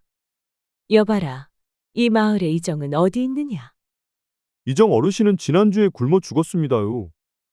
무어라. 그러면 지금 누가 이 마을을 담당하고 있는 게냐? 저희도 모릅니다요. 당장 내일 먹을 쌀도 없는 판국에 그게 중요하겠습니까? 하여간 천것들은 윗사람 하나 없으면 우왕좌왕하기 마련이지. 그러니 흉년이 들었어도 이렇게 될 꼴이 말이 아니지 않겠느냐? 에휴, 한심한 것들 같으니라고. 용화마님의 날선 비난에 사내의 표정은 거무죽죽한 흑빛으로 변하였습니다. 이에 용화마님은 신경질적으로 부채를 획 펼쳤습니다. 이 못난 놈들아. 내가 오늘 여기 몸소 행차한 것을 감사하게 여기거라. 그야말로 가뭄의 단비 아니더냐. 비는 한 방울도 내리지 않았는데쇼. 말이 그렇다는 게다, 이 천치놈아. 어디 이 마을에 제대로 된 놈 하나 없단 말이냐. 거참, 모두 다 굶어 죽어도 할 말 없겠구나. 용화마님은 짜증을 내면서 손뼉을 쳤습니다. 그러자 시종들이 마차에 쌓인 천을 치웠습니다. 그런데 이게 웬걸. 마차에는 쌀가마니가 산더미처럼 쌓여 있는 것입니다. 이를 본 마을 사람들은 눈알이 튀어나올 것처럼 커졌습니다. 저 쌀 다 너희 것들 것이다. 이 정도면 내 놈들 같은 밥벌어지들도 하루에 네 끼는 충분히 먹고도 남겠지. 허나 조건이 있다. 나를 따라올 일꾼 하나를 내놓는다면 말이다. 단 다시는 마을로 돌아오지 못할 것을 각오해야 할 것이야. 그 말을 들은 마을 사람들은 서로 눈치만 보며 침묵을 지켰습니다. 흉흉한 소문이 떠오른 탓이었습니다. 용화마님을 따라갔던 자들은 돌아오지 못했고 그 뒤로 어떤 소식도 들리지 않았으니까요. 누구도 감히 자원하려 하지 않았습니다. 다들 눈치만 살살 보면서 입맛을 다실 뿐이었습니다. 그야 그럴 것인 게 아무렴 목숨보다 중한 것이 있겠습니까? 제가 가겠습니다. 그때였습니다. 한 구석에서 비쩍 마른 청년 하나가 천천히 앞으로 걸어 나왔습니다. 허름한 옷차림에 얼굴엔 굶주림으로 핏기 하나 없었지만 눈빛만은 또렷한 사내였습니다. 사내의 이름은 영길이었습니다. 영길이는 노부모님을 모시고 사는 마음 착한 청년이었습니다. 마을 사람들은 깜짝 놀라 웅성거리기 시작했습니다. 영길이의 부모 역시 다급히 달려와 붙잡으며 울부짖었습니다. 아니 영길아 미쳤느냐? 너의 목숨을 내놓는 게 무슨 소용이란 말이냐? 그래, 차라리 우리가 굶어 죽고 말지. 어찌 너를 보내겠느냐? 하지만 영길이는 부모님을 조용히 달래며 말했습니다. 저 하나만 가면 모두가 살 수 있습니다. 그렇다면 이런 비루한 목숨 얼마든지 내놓을 수 있습니다. 영길이의 어머니와 아버지는 눈물범벅이 되어 앙상한 손으로 영길이의 팔을 꼭 붙잡은 채 놓지 않았습니다. 이에 마을 사람들이 와서 다독여야 겨우 풀어주었지요. 걱정 마셔요. 별일 없을 겁니다요. 그러니 부디 건강 챙기시고 부디 강령하시옵소서. 아이고 내 새끼. 어찌 너를 이리 보낸단 말이냐? 영길아, 못난 애비를 용서해다오. 이거라도 가져가거라. 지금 줄 수 있는 게 이런 것밖에 없구나. 영길이의 아버지는 눈물을 흘리며 아껴두었던 큼지막한 감자 하나를 영길이의 손에 쥐어주었습니다. 영길이는 눈물이 핑 돌았지만 애써 울음을 꼭 참으며 미소 지었습니다. 그 모습에 어머니는 끝내 눈물을 흘리며 아무 말도 하지 못했습니다. 이 모든 광경을 지켜보던 용화마님은 박장대소하며 부채를 펄럭였습니다. 재미있는 놈이구나. 그래, 이 잔은 내가 데려가마. 여봐라. 쌀을 나눠주거라. 하인들이 쌀가마니를 마을에 나눠주자 사람들은 비로소 안도하며 쌀을 챙기기 시작했습니다. 그리고 용화마님은 다시 가마에 올랐고 길을 떠났습니다. 영길이는 그 뒤를 잠자코 따랐습니다. 점점 마을에서 멀어질수록 영길이의 가슴은 먹먹해졌습니다. 부모님이 주신 마지막 감자가 손안에서 묵직하게 느껴졌습니다. 영길이는 애써 마음을 다잡으려 고개를 들어 앞만 바라보았습니다. 굽이진 산길을 따라 험한 길이 이어졌습니다. 길은 점점 더 가팔라졌고 발밑에는 자갈이 굴러다녔습니다. 영길이는 땀을 흘리며 묵묵히 걸었지만 몸도 마음도 점점 지쳐갔습니다. 그러다가 잠시 쉬라는 용화마님의 명이 떨어졌습니다. 영길이는 한숨을 내쉬며 길가의 나무 밑에 자리를 잡고 앉았습니다. 그리고 부모님께서 주신 큼지막한 왕감자를 조심스럽게 꺼내 들었습니다. 감자를 만지작거리며 부모님 얼굴이 떠올랐습니다. 다시 울컥했지만 눈물을 꾹 참고 감자를 먹으려고 했습니다. 그때였습니다. 작은 풀숲 사이에서 무언가가 바스락거렸습니다. 영길이는 깜짝 놀라 고개를 돌렸습니다. 거기엔 작은 두더지 한 마리가 고개를 빼꼼 내밀고 있었습니다. 두더지는 꼬물거리며 영길이 쪽으로 다가오더니 영길이가 들고 있는 왕감자를 보며 침을 질질 흘렸습니다. 그 모습이 영길이의 눈에 들어오자 그는 어쩐지 두더지가 안쓰럽게 느껴졌습니다. 영길이는 왕감자를 잠시 바라보다가 조심스레 크게 떼어 두더지 쪽으로 내밀었습니다. 거의 3분의 2는 되는 크기였습니다. 흉년이니 두더지 선생도 파먹을 나무 뿌리가 없었겠구나. 자, 이거라도 들게나. 두더지는 망설이는 듯하더니 이내 다가와 감자를 덥석 받아들었습니다. 그리고 놀랍게도 두 앞발을 모아 꾸벅절을 하는 것이 아니겠습니까? 영길이는 순간 놀랐지만 곧 미소를 지으며 말했습니다. 고맙다고. 아니요, 됐어. 이렇게라도 힘든 자들끼리 돕고 살아야 하는 것 아니겠소. 두더지는 영길이를 한참 바라보더니 감자를 물고 빠르게 땅속으로 사라졌습니다. 영길이는 그 모습을 한참 바라보다가 다시 조망만해진 왕감자를 입에 털어넣고 다시 길을 떠날 준비를 했습니다. 짧은 순간이었지만 마음 한구석이 묘하게 따스해지는 것을 느꼈습니다. 굽이진 길을 걷고 걸어 깎아내린 절벽 사이에 도착했습니다. 일반적인 방법으로는 용화마님의 집을 쉽게 찾을 수 없어 보였지요. 게다가 용화마님의 기와집은 아주 으리으리했습니다. 영길이는 입이 떡 벌어질 만큼 놀랐습니다. 기와집 대문은 고운 비단이 걸려 있었고 몇 년이 되었는지 가늠이 되지 않는 소나무들로 둘러싸여 있었습니다. 마치 세상과 동떨어진 무릉도원 같은 공간이었지요. 촌구석 촌뜨기에게는 퍽 놀라운가 보구나. 그렇사옵니다, 마님. 이런 곳은 생전 처음 봅니다. 오냐, 어서 들어가자꾸나. 용화마님의 명에 따라 가마꾼들과 시종들은 말없이 대문을 지나 안채로 들어갔습니다. 영길이는 쭈뼛거리며 뒤를 따랐습니다.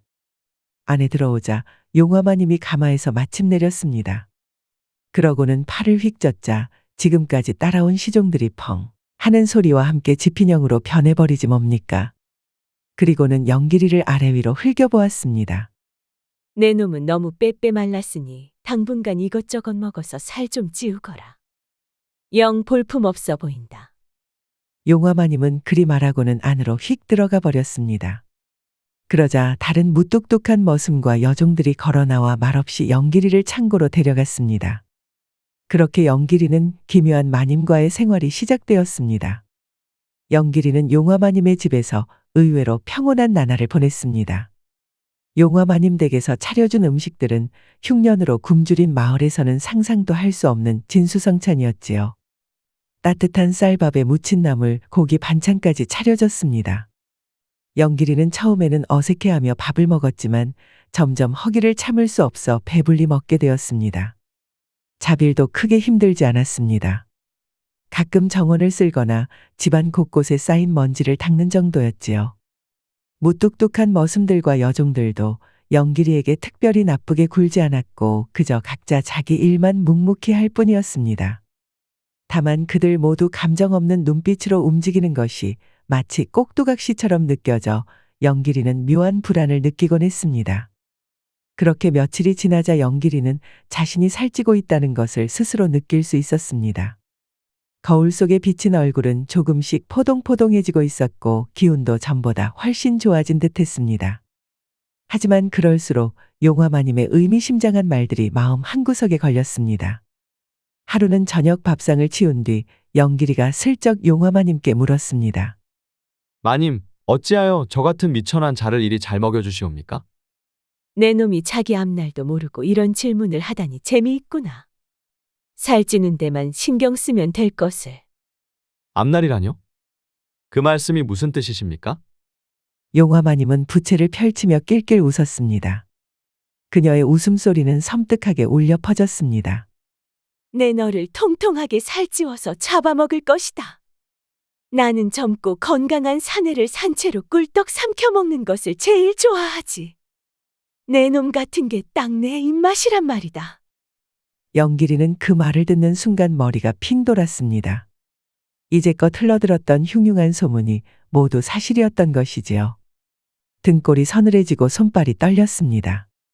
그러나 영길이는 겁에 질린 티를 내지 않으려 했으며 머리를 굴리기 시작했습니다. 그리고 한 가지 꾀를 내었습니다. 마님, 잠깐만 기다려 주십시오. 저를 한 입에 꿀떡 삼켜 드시면 맛은 좋을 수 있습니다. 허나 그리하신다면 마님께서 저를 오래오래 유용하게 쓰실 수 없지 않겠습니까? 유용하게. 내 놈이 무슨 재주가 있다고 감히 내게 그런 말을 하느냐. 이래 보여도 제가 남다른 재주가 많사옵니다. 살려두시면 후회하지 않을 것입니다.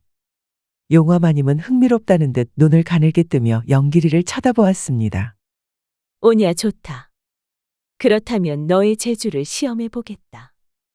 용화마님은 그러면서 한 줌의 삶은 콩을 내밀었습니다. 이 콩을 말이다. 내일 아침까지 싹을 틔워놓거라. 허튼 짓을 할 생각을 말거라. 내가 다 지켜보고 있을 것이니 말이다. 만약 콩에서 싹을 틔우지 못하면 내 비루한 목숨도 끝이다. 영길이는 어두운 표정으로 삶은 콩을 받아들었습니다.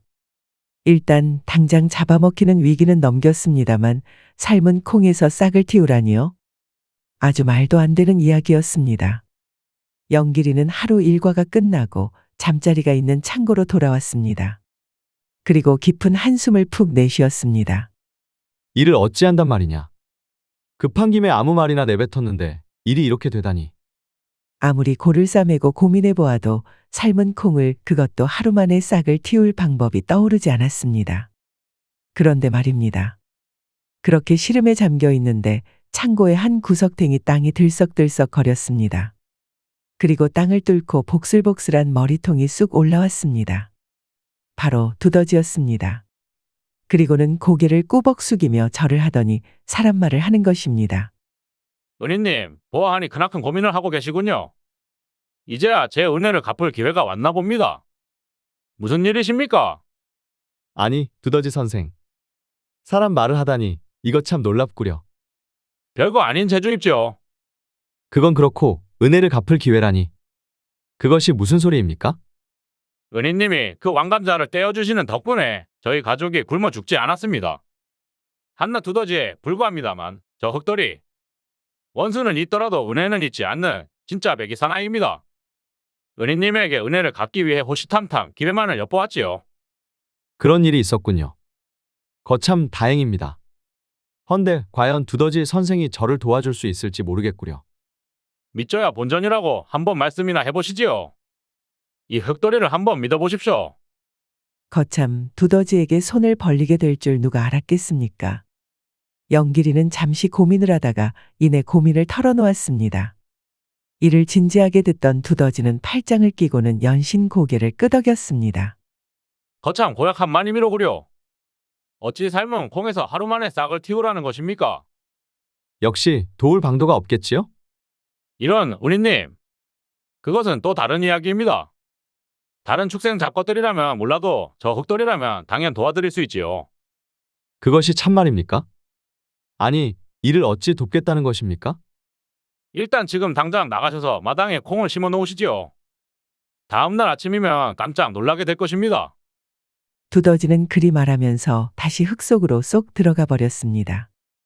영길이는 여전히 두더지가 못 믿어왔지만 지금 이 상황에서 딱히 방법이 있겠습니까?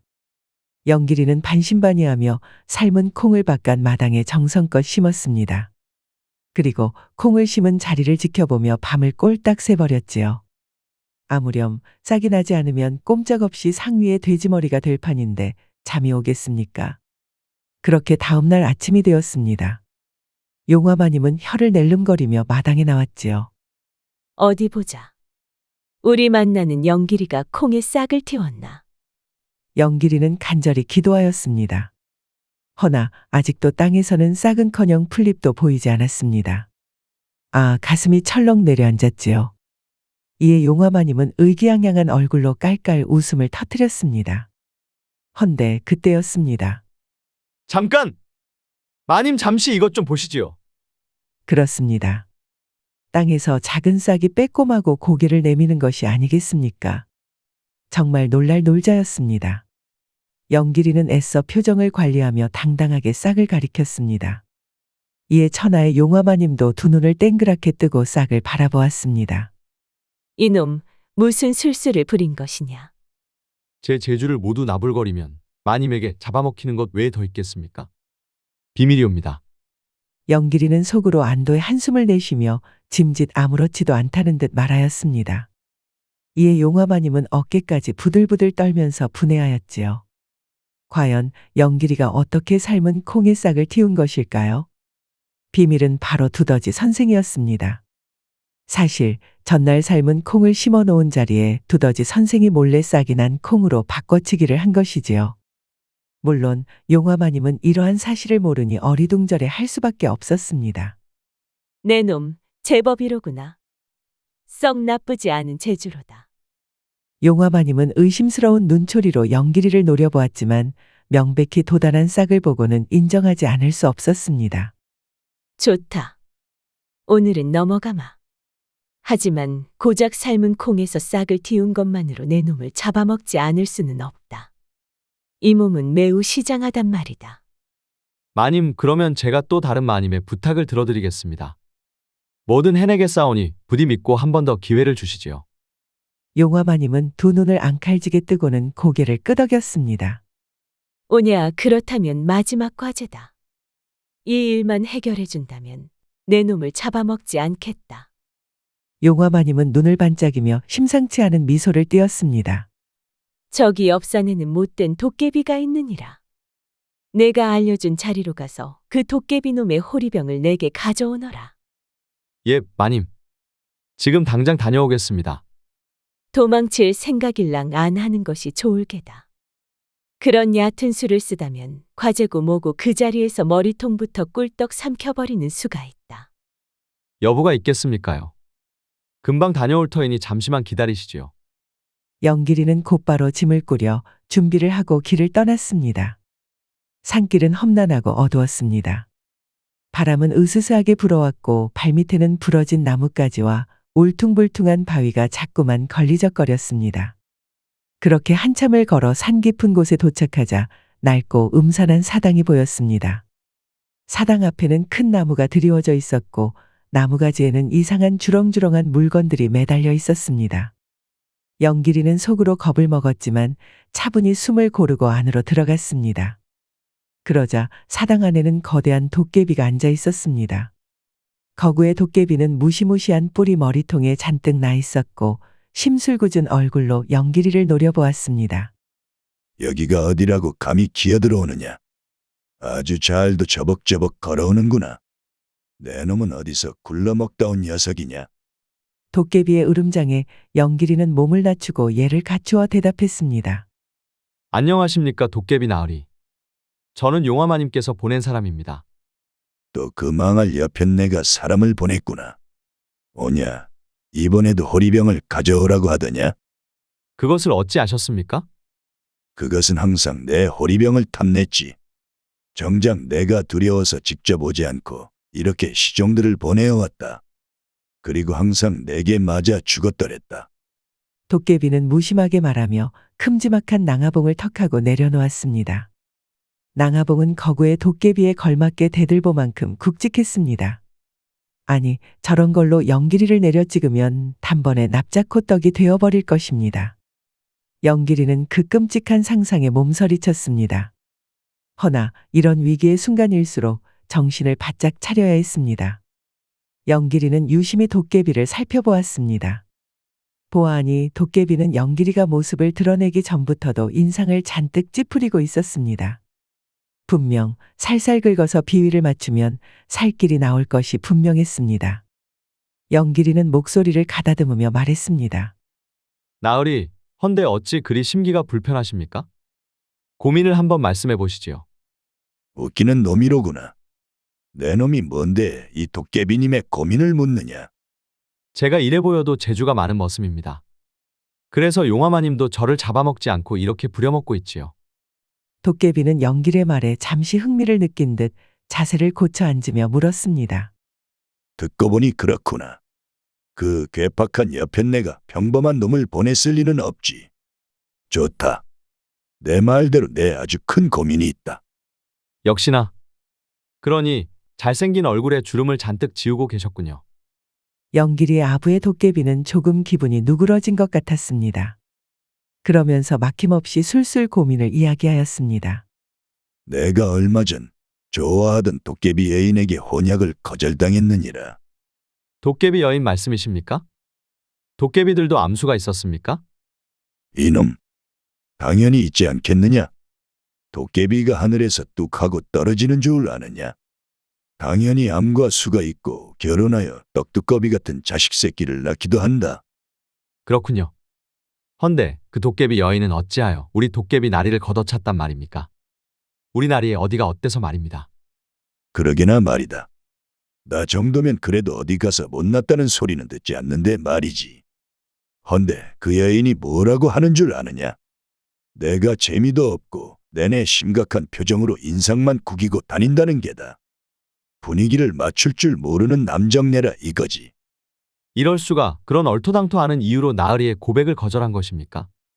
그래, 그러면서 자기는 분위기를 잘 만드는 그런 낭만적인 도깨비와 결혼하고 싶다고 했다. 이 말에 내가 얼마나 분한지 모르겠다. 이를 내 녀석이 해결할 수나 있겠느냐? 영길은 도깨비의 말을 듣고 잠시 생각에 잠겼습니다. 그리고 아주 기가 막힌 생각이 떠올랐습니다. 도깨비 나으리, 제가 노래를 제법 잘 부릅니다. 그러니 제가 한 곡조 기깔나게 뽑는 동안 나으리께서 그 도깨비 여인에게 다시 고백해 보시는 것이 어떻습니까? 도깨비는 놀란 듯 눈을 반짝이며 물었습니다. 노래? 그거 좋은 생각이로구나. 우리 도깨비들이 노래하면 또 껍벅 죽지. 저번에는 한 노인네의 노래 주머니 혹을 뚝 뗐다가 아주 홍역을 치른 적도 있다. 그래, 어디 한번 내가 얼마나 잘 부르는지 들어보자. 그러면 한번 불러보겠습니다. 영길이는 심호흡을 하며 배에 힘을 주었습니다. 영길이는 어렸을 때부터 어머니가 불러주는 노래를 듣고 자랐습니다. 그래서 아는 노래가 아주 많았습니다. 이에 영길이는 궁초댕기를 불렀습니다. 영길이의 노래는 맑고 청아했으며 산속에 고요하게 울려 퍼졌습니다. 도깨비는 점점 귀를 쫑긋 세우고 노래에 집중하더니 어느새 흐뭇한 미소를 짓고 있었습니다. 이 녀석, 아주 제법이로구나. 이 정도라면 믿고 맡길 수 있겠다. 그래, 어서 가보자꾸나. 기다리십시오, 나으리. 노래만으로는 분위기를 잡지 못합니다요. 먼저 여인이라면 싫어할 수 없는 것이 있지요. 바로 꽃입니다. 사랑하는 그 도깨비 여인을 똑 닮은 아름다운 꽃을 주며 고백하면 더더욱 효과가 있을 것입니다. 이야, 이제 보니 아주 여인의 마음을 꿰뚫어보는 녀석이로구나. 내 말이 맞다. 그래, 한번 해보자꾸나. 홍순아, 기다려라. 오라버니가 간다. 도깨비는 영길이의 조언대로 어여쁜 꽃을 따서 꽃다발을 만들었습니다. 그리고 도깨비 여인이 있는 곳으로 향하였지요. 영길이는 나무 뒤에 숨어 노래를 불렀고 도깨비는 도깨비 여인에게 꽃을 주며 고백하였습니다. 그리고 어떻게 되었을까요? 어떻게 되긴요. 보기 좋게 결혼을 승낙받았답니다. 도깨비는 기쁨에 겨워 영길을 향해 말하였습니다. 내 녀석은 내 은인이로구나. 그래, 호리병을 기꺼이 주겠다. 그뿐만이 아니다. 내가 원하는 것이 무엇이든 하나 들어주겠느니라. 어디 한번 말해보거라. 감사합니다, 나으리. 실은 용화마님께서 저를 잡아먹으려고 하십니다. 이를 어찌하면 좋겠습니까? 도깨비는 잠시 고민하더니 무겁게 입을 열었습니다. 그거 참 큰일이로구나. 용화마님은 인간의 모습을 하고 있지만 실은 승천하지 못한 영이다. 그래서 사람을 잡아먹으며 여기 산에 들러붙어 있는 게지. 그래서 나도 그 간악한 여인을 어찌하지 못한다. 그렇다면 방도가 전혀 없는 것이옵니까? 아니다. 실은 용화마님에게도 약점은 있다. 그것은 바로 머리카락이다. 용화마님의 머리채를 단단히 붙잡으면 아주 꼼짝도 못하여서 놓아달라고 설설 길게다. 머리채를 붙잡으라는 말씀이십니까? 헌데 그것을 제가 어찌합니까? 그렇습니다. 용이라면 영길이를 쿡 눌러서 개미처럼 찍어 눌러 죽일 수도 있습니다. 그런데 어떻게 머리채를 쥐어잡겠습니까? 그러자 도깨비는 미간을 좁히며 무심하게 툭 내뱉었습니다. 그것은 이제 내가 알아서 해야 할 일인 게지. 여튼 잘 해결해서 살아남기를 바란다. 도깨비는 그러면서 약속대로 호리병을 건네주었습니다. 영길은 감사의 인사를 전하며 사당을 떠났습니다. 이제 그는 도깨비가 알려준 약점을 이용해 용화마님을 상대할 계획을 세워야만 했습니다. 영길이는 도깨비가 알려준 머리카락 약점을 머릿속에 떠올리며 이번이 마지막 기회라는 생각으로 굳은 결심을 하였습니다. 사당에서 내려오는 길 내내 계획을 세운 영길이는 마침내 용화마님의 집으로 돌아왔습니다. 내 놈이 아직도 살아서 돌아오다니 제법이로구나. 어디 그 호리병은 가져왔느냐? 예, 마님. 여기 가져왔습니다. 영길이는 조심스럽게 도깨비의 호리병을 꺼내어 용화마님에게 건넸습니다. 용화마님은 호리병을 받아들며 눈을 반짝였지만 영길이가 너무도 태연한 모습을 보이자 왠지 모르게 심술이 치밀어 올랐습니다. 오냐, 그래 인정하겠다. 내 녀석은 아주 약삭 빠르고 재주가 많다. 허나 그 의기양양한 면상짝을 보니 심기가 뒤틀려서 도저히 못 참겠다. 역시 내 놈을 잡아먹어야겠다. 영길이는 용화마님의 억지에 어처구니가 없었습니다. 두려움보다 이제는 화가 치밀어 올랐지요. 처음부터 끝까지 어깃장을 놓는데 이를 참을 남정네가 있겠습니까? 아무리 심성이 고운 영길이라지만 부처님은 아니었습니다. 아니, 부처님도 이쯤 되면 역정을 내도 벌써 내었지요. 그렇지만 영길이는 화를 애써 가라앉히며 기지를 발휘했습니다. 마님, 잠시만 기다려 주십시오. 기어코 저를 잡아먹으시겠다는 것 막지 않겠습니다. 허나 마지막으로 가는 길에 그래도 마님의 머슴인 제가 대접 한번 드려야지 않겠습니까? 대접! 내깎게 무얼 대접하겠다는 말이냐? 이럴 수가. 저는 삶은 콩에서 싹을 틔우고 그 악명 높은 도깨비의 호리병도 가져온 머슴입니다. 이런 제가 어떤 대접을 할지 마님께서는 진정 궁금하지도 않으십니까? 영길이의 말에 용화마님은 고민에 빠졌습니다. 영길이의 말이 구구절절 맞는 소리였습니다. 덕택의 호기심을 억누를 수 없었습니다. 오냐, 무얼 내게 대접하겠느냐? 임금님도 식사를 본격적으로 하시기 전에는 입맛을 돋우는 전체 요리를 먼저 드십니다. 용화마님에게 저는 본 요리이겠죠. 그러하면 제가 용화마님에게 잡아먹히기 전에 손수 입맛을 돋우는 요리를 해드리겠습니다. 뭐라고? 내 놈이 요리까지 한다고? 예, 마님. 제 요리를 드시면 식욕이 더욱 솟아오를 것이고 저를 훨씬 맛있게 드실 수 있으실 것입니다. 한번 믿고 맡겨보시지요. 용화마님은 잠시 의심스러운 표정을 지었지만 호기심을 이기지 못하고 고개를 끄덕였습니다. 그래, 그렇다면 어디 한번 해보거라. 내 놈이 마지막으로 무슨 꾀를 부릴지 두고 보마.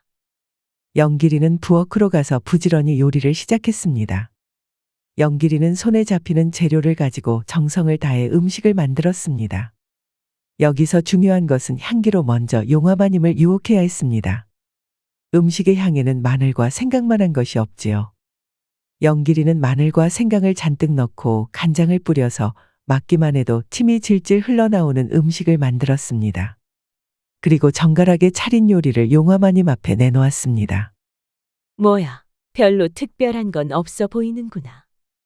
이게 그렇게 대단하다는 거냐? 마님, 이 요리는 먹는 방식에 따라 맛이 천차만별로 달라집니다. 그냥 드시면 평범하지만 특정 자세로 드시면 그 맛이 세상을 뒤집는 진미로 변화옵니다. 뭐라고? 그게 무슨 소리냐? 이 음식을 드실 때 몸을 웅크리고 드시면 훨씬 맛있게 느껴진답니다. 용화마님은 고개를 갸우뚱하며 고민하는 듯 했지만 영길이가 만든 음식이 너무나도 궁금했습니다. 하여 영길이의 말대로 몸을 웅크렸습니다. 이렇게 먹으면 되느냐? 아, 그런데 마님, 가장 맛있게 느껴지는 방법은 따로 있습니다요. 사람이 마님 등을 타고 있는 상태에서 드시면 세상에서 가장 황홀한 맛이 난다고 합니다. 정말이냐? 거짓말을 하면 당장 잡아먹을 줄 알아라.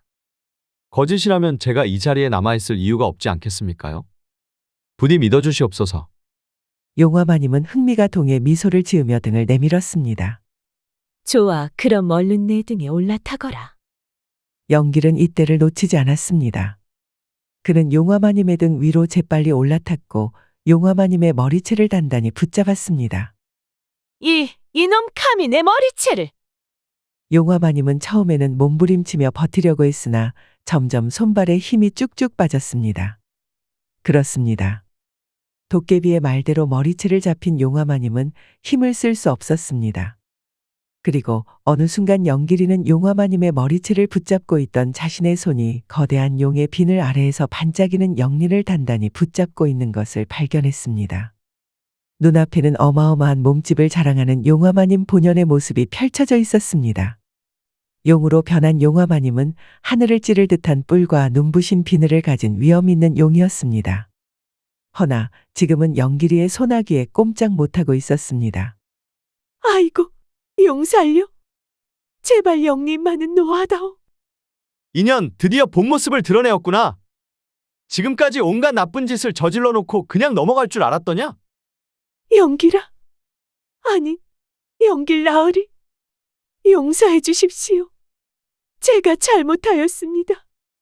집채만한 용은 꺼이꺼이 울며 눈물을 흘렸습니다. 그러자 삽시간에 주변에 천둥이 몰아치며 억수 같은 비가 쏟아졌습니다. 그럼에도 영길이는 붙잡은 영린을 더욱 단단히 움켜잡았습니다. 용화마님은 움찔거리며 바닥에 아주 바짝 엎드렸습니다. 이 녀석!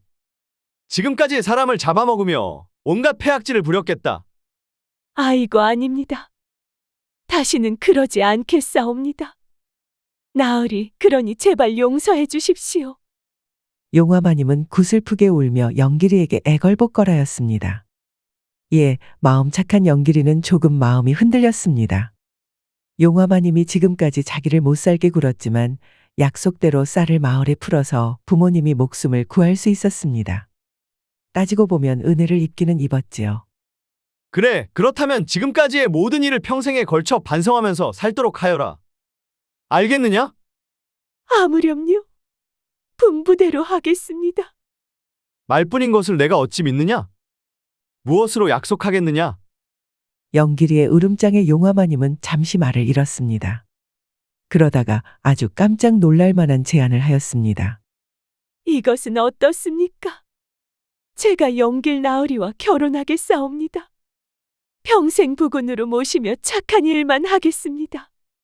이 자리에서 약조합니다요. 싫다. 나는 사랑 없이 아내를 맞이하고 싶지 않다. 아닙니다. 실은 영길 나으리처럼 저를 이렇게 꼼짝달싹 못하게 한 남정네가 없었사옵니다. 그리고 지금까지 살면서 영길 나으리처럼 재주가 뛰어나고 총명한 사내도 없었지요.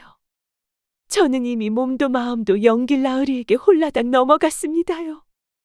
용화마님의 진심 어린 고백에 영길이는 성났던 마음이 사르륵 녹았습니다. 이렇게까지 말하면 영길이도 믿을 수밖에 없었습니다.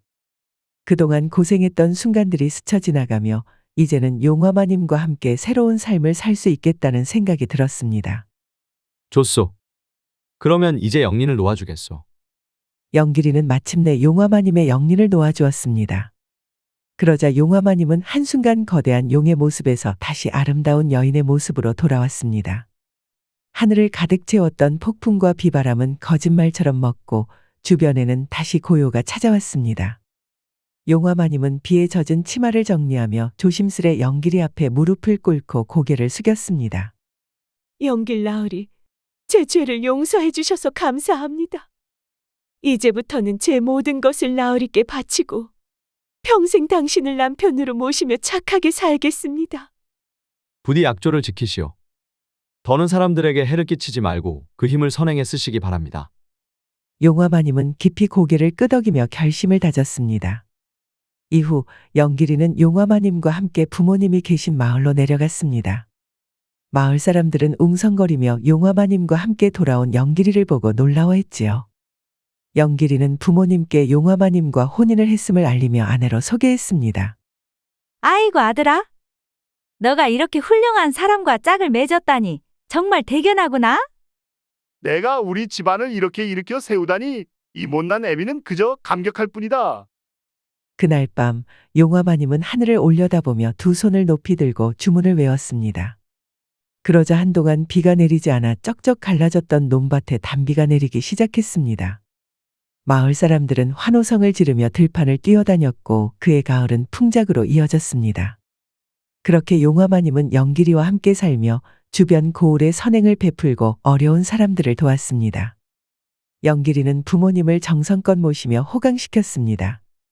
용화마님은 영길이를 남편으로 모시며 진심으로 깊게 사랑에 빠져들어 행복하게 잘 살았답니다. 즐거운 시간이 되셨을까요? 앞으로도 재미난 이야기를 더 잔뜩 준비하겠습니다. 흥미가 있으시면 다른 이야기도 봐주시면 감사하겠습니다. 그럼 구독과 좋아요, 알림 설정 부탁드립니다. 편안한 하루 되시길 바랍니다.